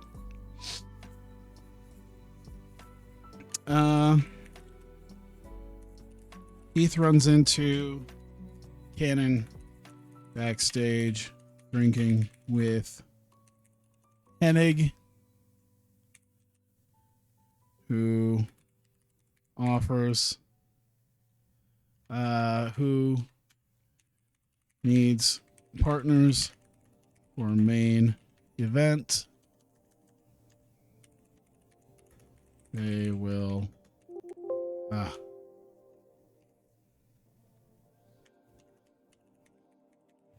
there, good enough. 2 minutes for that. Because I guess at some point I didn't even realize that I needed to put that in there. I didn't even explain why Joe Hennig was just randomly here. But there we go. Is it a good idea to give Joe Hennig freedom to talk? He should be okay. He's okay. He wasn't okay like 10 years ago, but I think he's generally okay now. Uh-oh, next stream game. What? Is this the one wrestling game? Oh, no. What in the hell? What?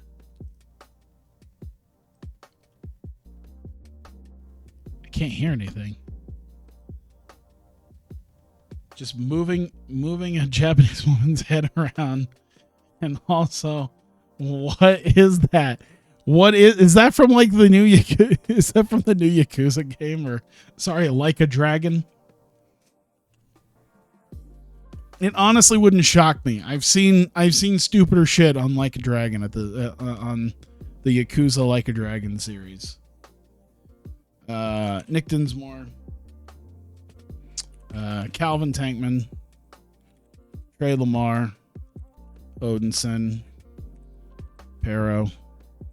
So he's going to entertainment all that, but minor success for everybody because you know what? Title match is set. Boom. All right, main event. 6-person tag. We've got JT Dunn. Gonna have Caleb Conley and Kyler Kahn with him. And then Heath Miller and Eric Cannon and Joe Hennig. Just happens to be. I do kind of like the idea that he's just around, and this is just how Joe Hennig is going to have his first match since he left WWE. Let's see here. JT Dunn. Yeah, Joe Hennig will take the loss. Open match, yeah. Because, I mean, Conley and Khan. Decisive? Yeah, decisive. It'll give JT Dunn a little bit extra bit there. Joe Hennig and Heath Miller. Vertigo WWE sloppy seconds, you fuck.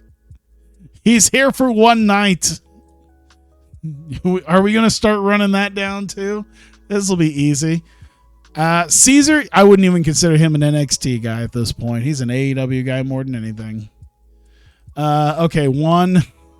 But to be fair, I signed the Rascals as Impact guys. They were Impact guys when I signed them. I don't even want to get into this. Not even going to get into this part.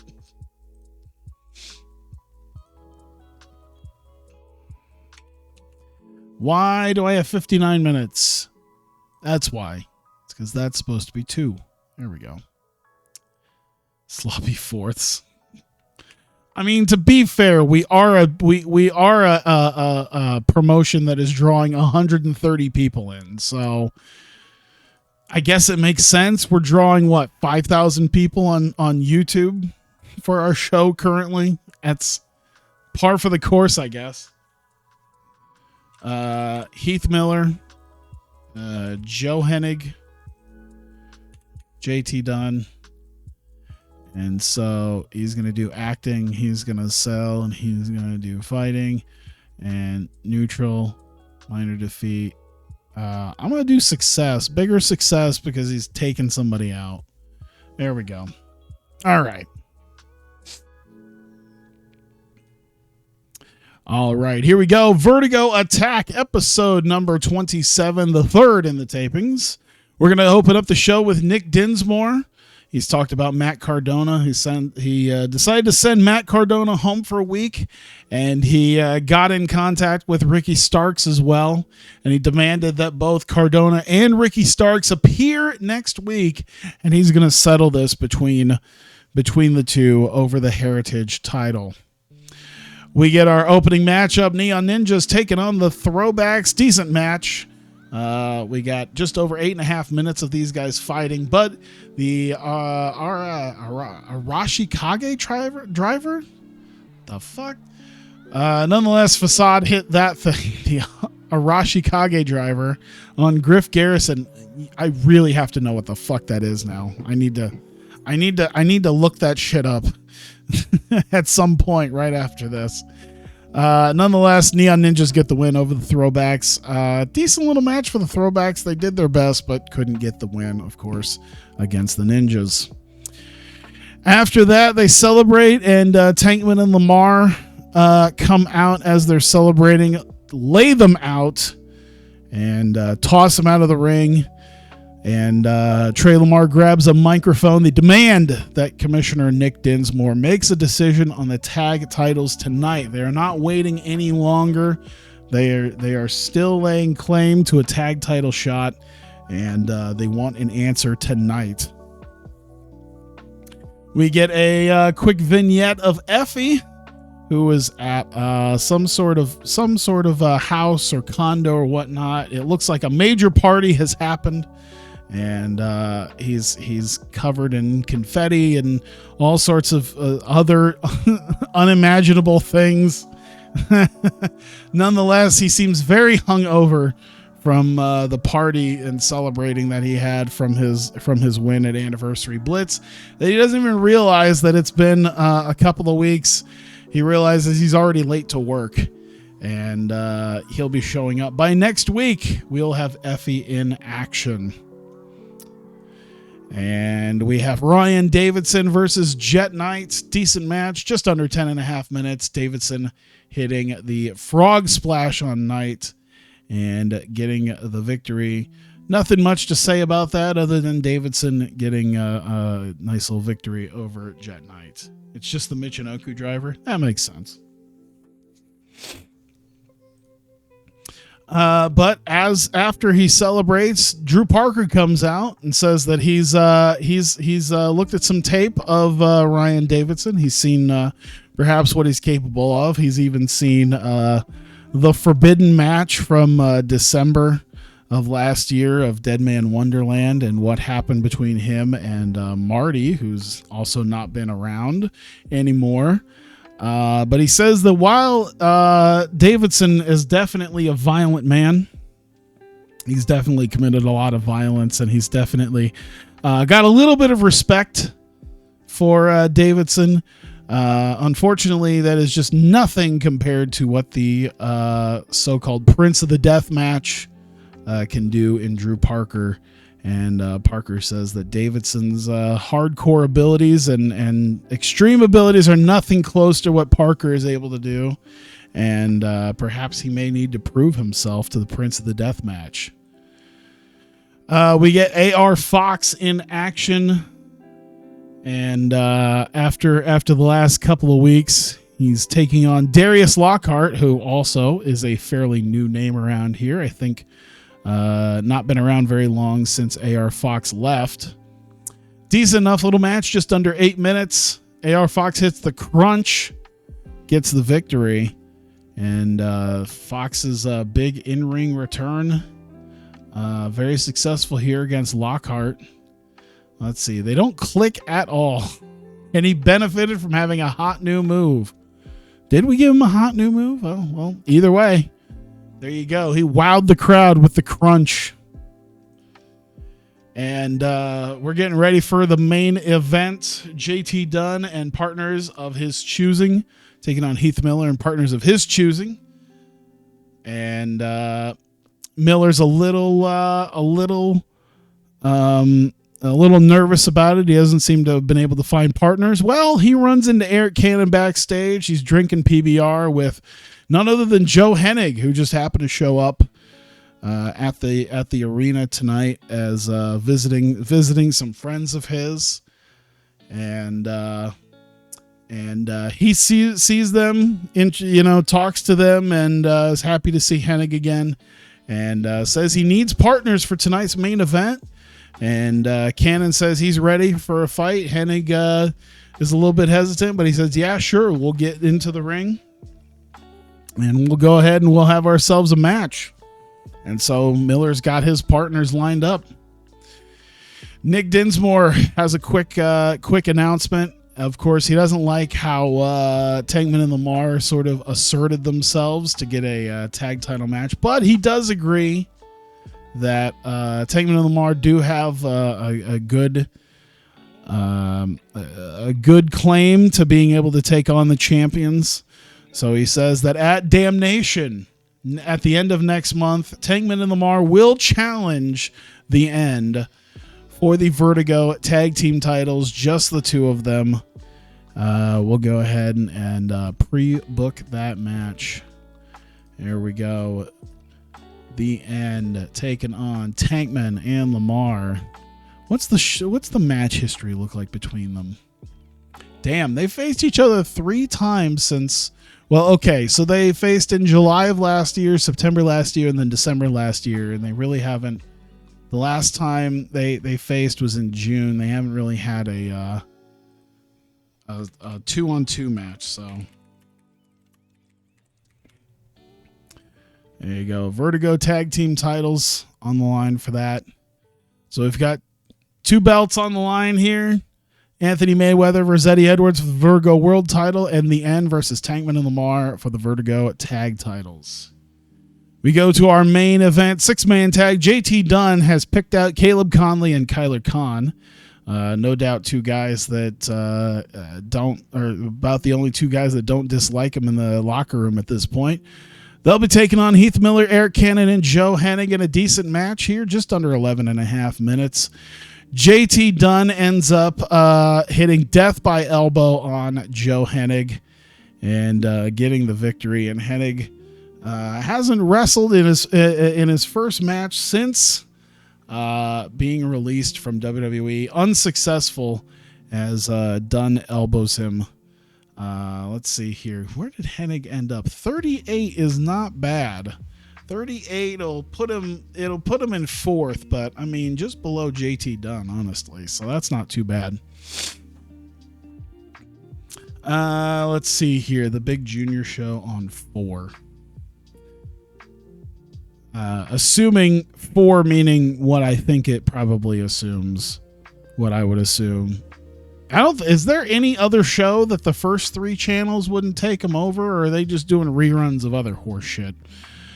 Either way, as Heath tends to Joe after that, Dunn seems to be looking around with a What? I was gonna say, is it on 4 a.m. Okay. Okay, on 4. I thought okay, at 4. Gotcha. I thought you meant it was going on right now. And on because I know they well, I don't think they really number the channels anymore, is it? It's just the regular one and then alt, and then there's like Brazil, and there's another one. I'm sure you know what I'm talking about. It's on New Japan World. Yes, New Japan World. Exactly. That's what I meant. But yeah, Heath Miller tends to him, and JT Dunn has a look in his eyes like he's getting an idea, and ends up getting the loaded elbow pad that he has. And as Heath is picking up Joe Hennig, JT Dunn immediately spins around, lays out Joe with an elbow right to the back of the head, and Joe goes down again in a heap, seemingly unconscious. Heath is horrified about what he just witnessed, and JT Dunn, with a smug look in his face, points at Heath and leaves the ring to the back, and that is the end of the show. Kevin Kelly is buzzing on Wrestling 2. Also, wow, brought Joe Hennig in, son of Mr. Perfect. Listen, he was very necessary for this angle. Only to job him out. Brain damage.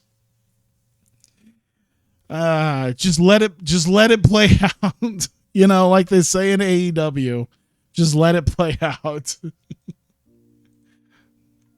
Listen, in real life, Joe Hennig might not even wrestle again. I think he's doing his own thing with like fantasy football and other shit. So, let's see here. Oh yeah, that's right, because he is out for this. He is out to the ring for this. Another angle. Do that. 2 minutes. This is with Tyree again, but with Taylor Wyndham out. They're going to do their thing. Builds up. Impromptu match. Joe Hennig from the Midwest and our worked in a mailroom.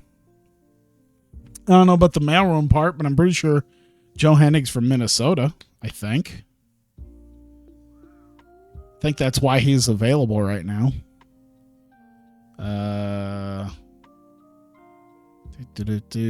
Tyree and Taylor Wyndham. Boom. We're looking at 15-minute opening match, but it's between two top guys, so it's guy believes in fantasy stuff. What? Let's see. Are you trying to compare him to me, except someone who had a national TV career? Is that where you're getting at?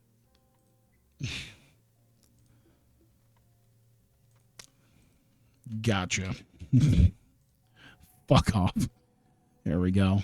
Yeah, the only difference is he probably doesn't have to work a 40-hour-a-week job anymore. He's probably a smart enough guy to have been A-OK and been able to take care of his family.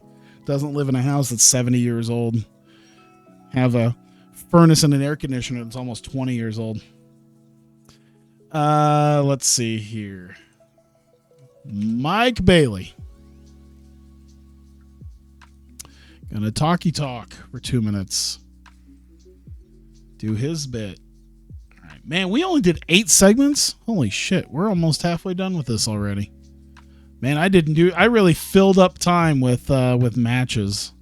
I think it's because I have one big ending thing, so makes sense. Neo Body guys again. This time Regal Twins. 10 minutes. At least that's 10 minutes. Goddard's getting the win because I think Preston got the last one, so we'll do that. We'll make it an open match. Decisive? No, we'll make it tainted. Once again, they're cheating.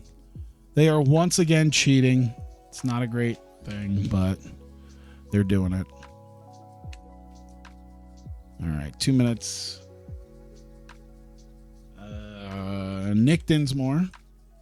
And they're looking at Jesse Goddard's Rest in Vance. Oh God, what was the pre-building for this?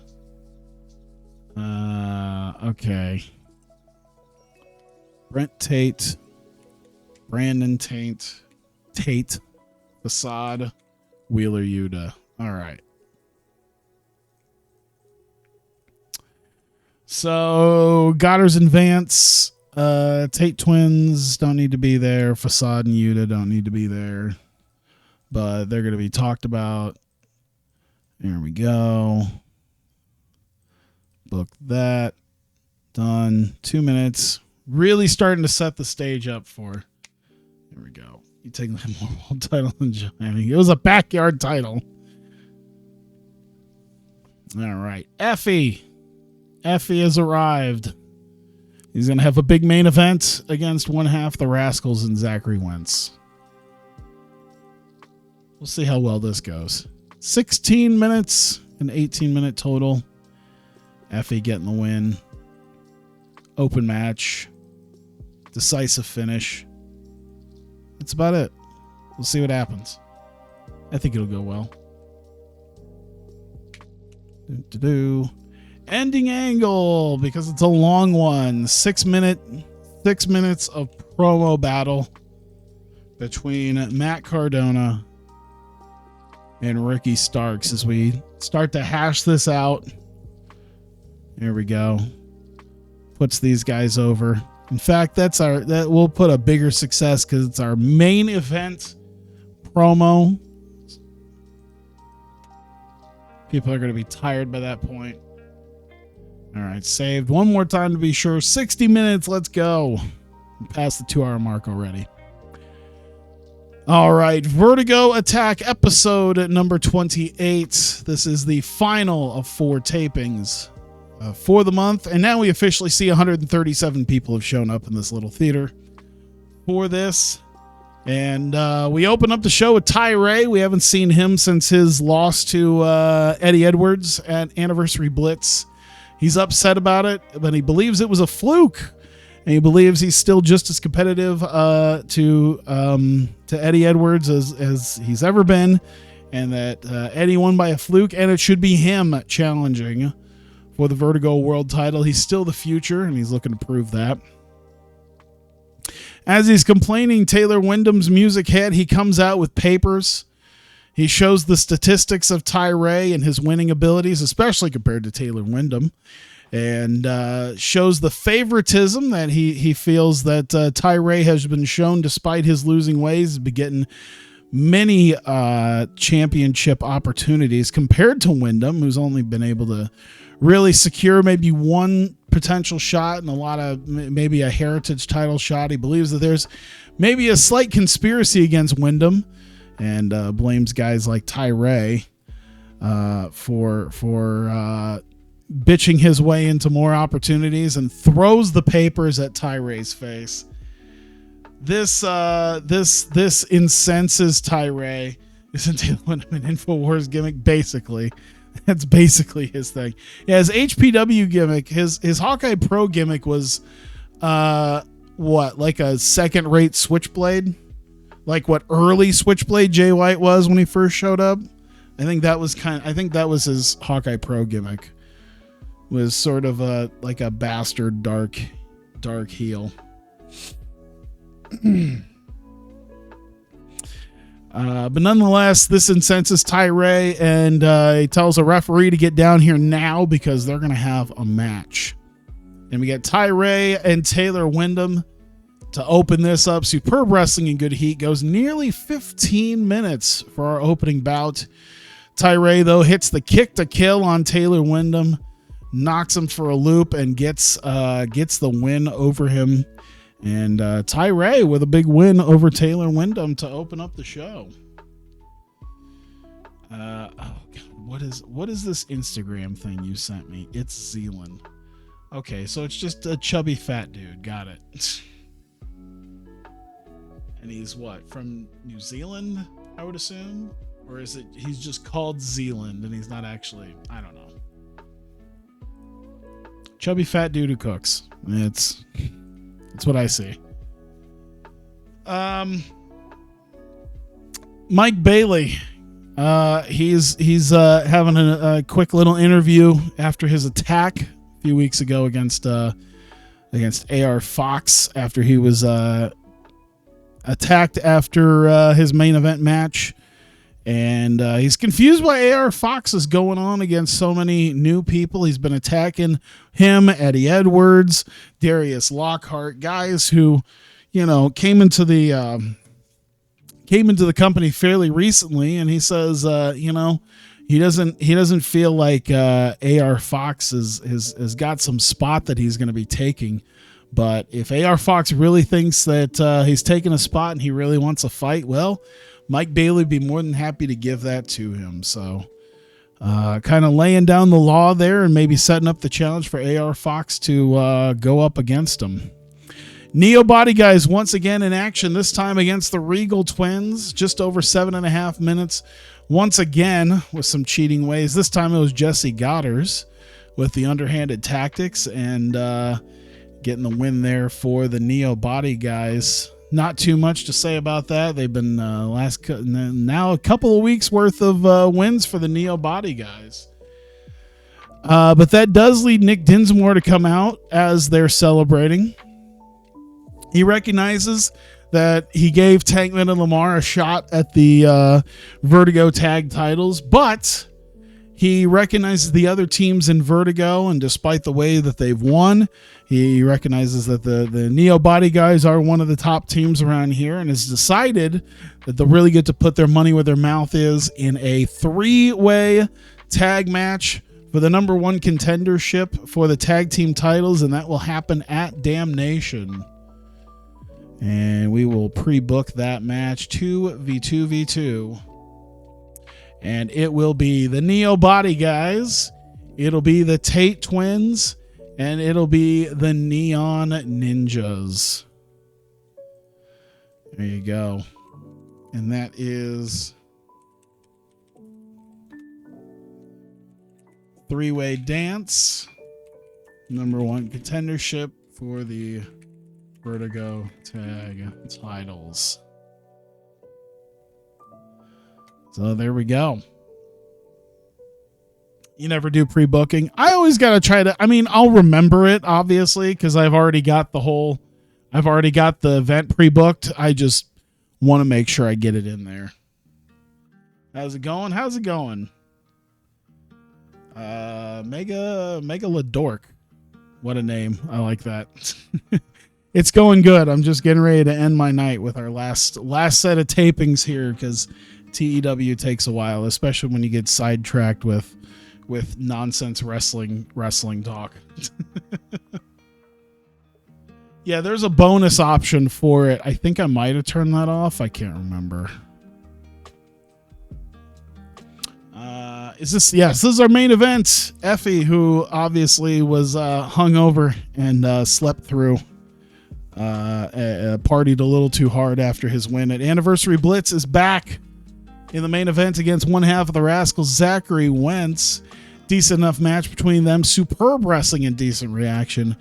56, the Corber boot to leg DDT. Effie gets the win in nearly 16 minutes. And there you go.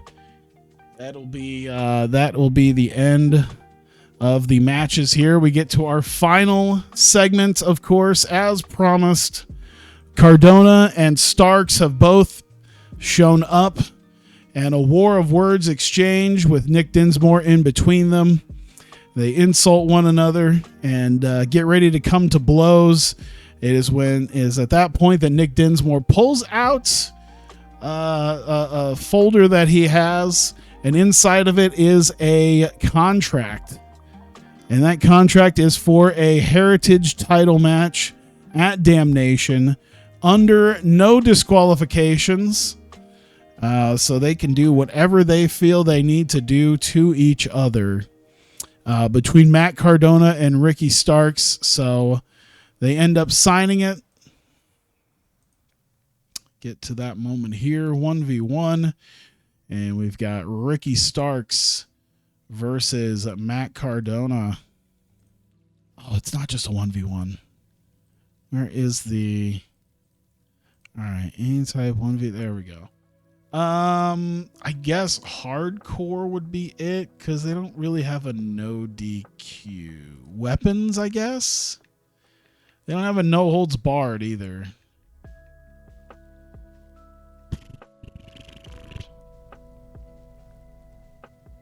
Yeah, we'll do that. Well, we'll just call it no DQ. Oh. Here to go. Heritage title. If he defeating Wentz, oof. You know, it is what it is. Inappropriate for your fan base. Oh, God. Okay. Hardcore, I think, technically works. I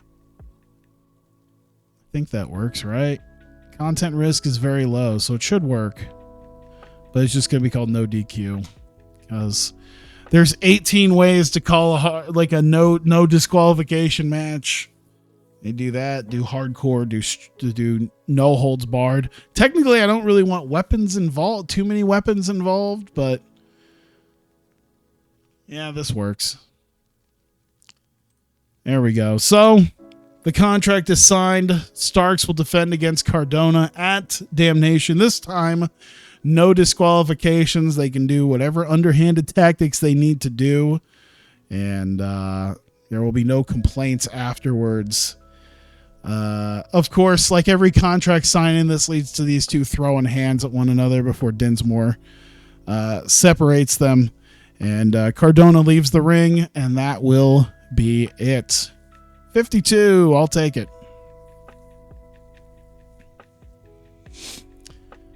Oh, 27, holy shit. All right.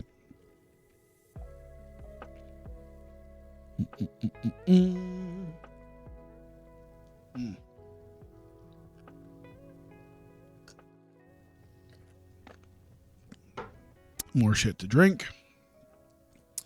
All right. So I'll probably go through a few days just to get to check Idolfight Psychology. Oh boy. All right. Well, let's do anyone who's a wrestler. And their psychology is a 70. Himika, Honori Hana, Jungle Kiona, Maria, Mika Owada, and Rina Yamashita.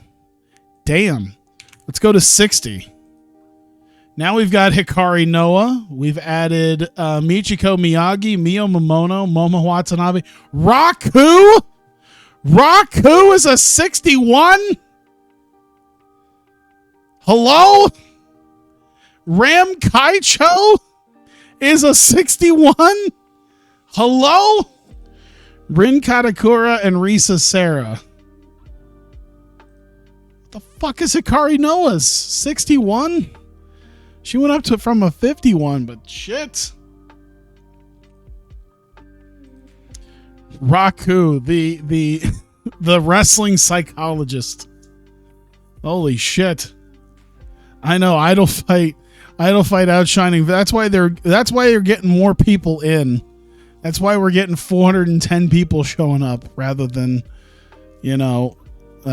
Vertigo getting, what was it, 300 something? What did we get for Anniversary Blitz? 313. We've got these TV tapings and it means fuck all.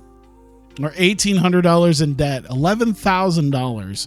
We should make some decent money because we're $11,000 in debt. We've made $3,500. We're estimated $20,000. So we're estimated at least $16,000 more dollars, which means I think we'll make a minimum of $5,000 this month. So that's pretty good. Shortlist Josh Alexander and Eddie Kingston. All right, I'll shortlist Josh Alexander. And I guess I don't have Eddie Kingston. I think it's because at this point Eddie Kingston was working for literally everybody. Yeah, look at that shit. When am I going to be able to use him? RevPro, WXW, NWA, Evolve, Progress, FCP, Attack, AIW, AAW. Where does he have an opening in his calendar? What the fuck? He's working fucking everywhere. This Eddie Kingston is working so many places. There's no way he's going to be selling his old ring gear. I don't think there's anybody else. I don't think there's anybody else in this. I would doubt that there's anybody else in this mod that has that much work. I don't think anybody else has that much. I think even some of the better Joshis only work about 2 or 3 companies. You know, some of them will work us, but then they'll also work like Stardom and Oz, but that'll be about it.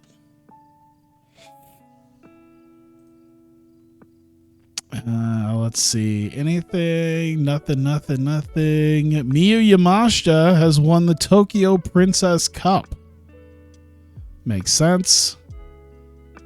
Tokyo Princess Cup. Ashley Vox got married. Isn't she a lesbian?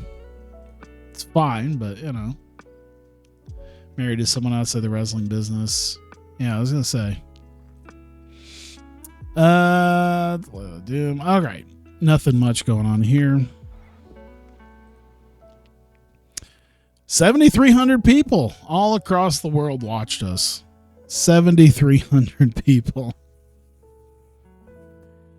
All right. I think we're good there. Yeah. Let's get to like Thursday or so. Look at that Jessica Havoc picture. Now it's like short and pink. I don't know. I'm not a big fan of Jessica's like new look that she's had in the last year. Taya Valkyrie quits social media. All right. The Limelight Ken Shamrock. Callahan's kind of always been that though. You know. I mean, it's definitely more noticeable when you see him in Impact and just it's started to become more noticeable now. How much is Ken Shamrock? 700. That's not a ton of money. Obviously, he can't do a whole hell of a lot, though. I mean, all his stats are going way down. His selling is awful. Safety's going... safety's whatever. Early 2000s. Oh, yeah, that's right. He did get skinny, especially by the time he was in WWE. Once he left, though. We're getting to, what, Thursday? We're getting to Thursday.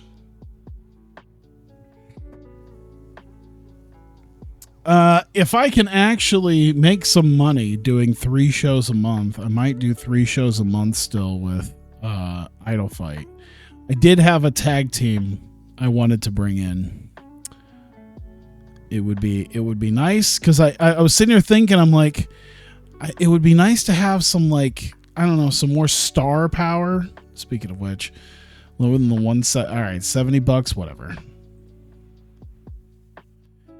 Impact still had that for, okay. So yeah, I guess he's been, I think, you know what? The injury, I think the leg break or ankle, or it was whatever, the leg injury definitely, I think, kind of fucked him on that.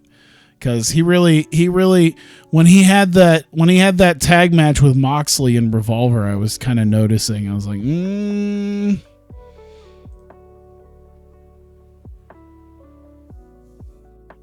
So yeah, I kind of understand. I was looking at it when he was, you know, especially compared to, you know, like Davey Richards and even Eddie Edwards, like it was more noticeable. Like I don't think he'd be able to fit in that little, like that onesie that he would wear a lot.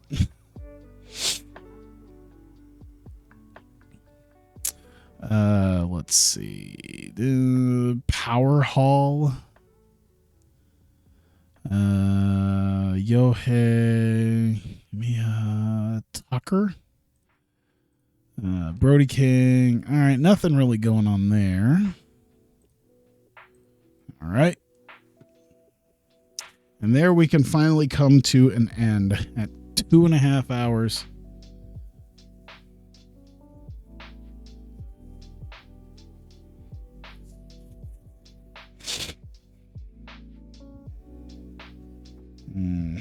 All right. Yuji Nagata had a calf strain. Why is he still wrestling? Is he going to retire? Is he going to retire soon? Konosuke Takeshita has extended his DDT roster. Interesting. Was he still like in line to possibly? Was he still up in the air? That was interesting. I mean, I think he's probably too big for us because he's in the 50s and such, but you know. Oh, G1 Climax is starting. Interesting. Alex Shelley won the ROH TV title. Yeah, I should change the ROH thing to like the new one. This is like pre-Tony Khan ROH too. Yeah, his U.S. popularity, but he's still probably. I think it's still probably a he's still popular in Japan, so oh well. Not a lot of money. I think we're gonna lose money on this three. I might just keep it to 2 and then 3 every other month. That might be the way to go because we got a big event coming up. I mean, this is an experiment, but I can already tell with how much money we have to shell out to these women that it might not be as helpful as I thought. Even though we're making decent money on ticket sales, I think we're going to lose money on this. Vertigo, we've already pretty much made our money, made a good chunk of it back. Or at least we're back in the green, so we still haven't made a lot of money, but sponsorship will be fine, so I'm not going to worry too much. All right. Well, save it just to make sure we're good. I think that's pretty much it. 35th. I feel like we were lower than that beforehand. Did we pass anybody officially? I think we passed Smash FCP. Okay, so we passed GCW for fuck's sakes. Holy shit. We passed GCW. We can grab GCW guys and tell them to go fuck themselves. We're right behind Progress and PWG now. We're still only drawing like a couple hundred people, maybe. What the shit? And this is 2020 GCW where they were really starting to like at least have a name for themselves. All right, so that's why Facade was with us and not Smash. That makes sense now. The higher up we go, the less we're going to have to worry about other people. Yeah, this is back. Well, to be fair, no, even in 2020, yeah, this is.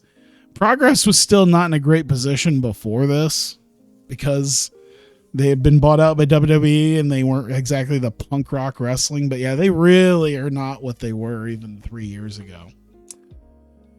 All right. Well, I need to go to bed. So I appreciate you guys being here. We're almost halfway through. Got a couple more events to do. Probably won't do it tomorrow because I'll need to actually book those events, but check the Progress roster. Oh God, I need to sleep.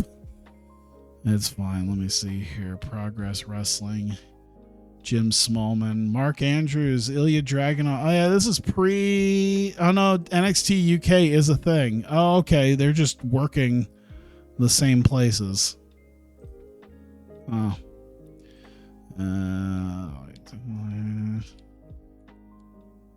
Yeah, so there's probably gonna be a few people in here where it's just like, oh boy.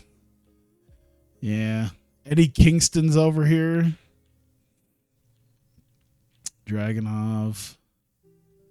Yeah, I was gonna say I don't remember all the guys who it turns out were sex pests. You know, just maybe the ones that most people gave a shit about, but doesn't seem the worst. Either way, appreciate you guys being here. Save it again just to be safe. Yep. So you guys live, thank you. If you're watching this, press innocent. Yeah, no kidding. If you're watching this on YouTube, thank you very much. I appreciate you watching. I hope you continue to watch, and I will see you guys next time.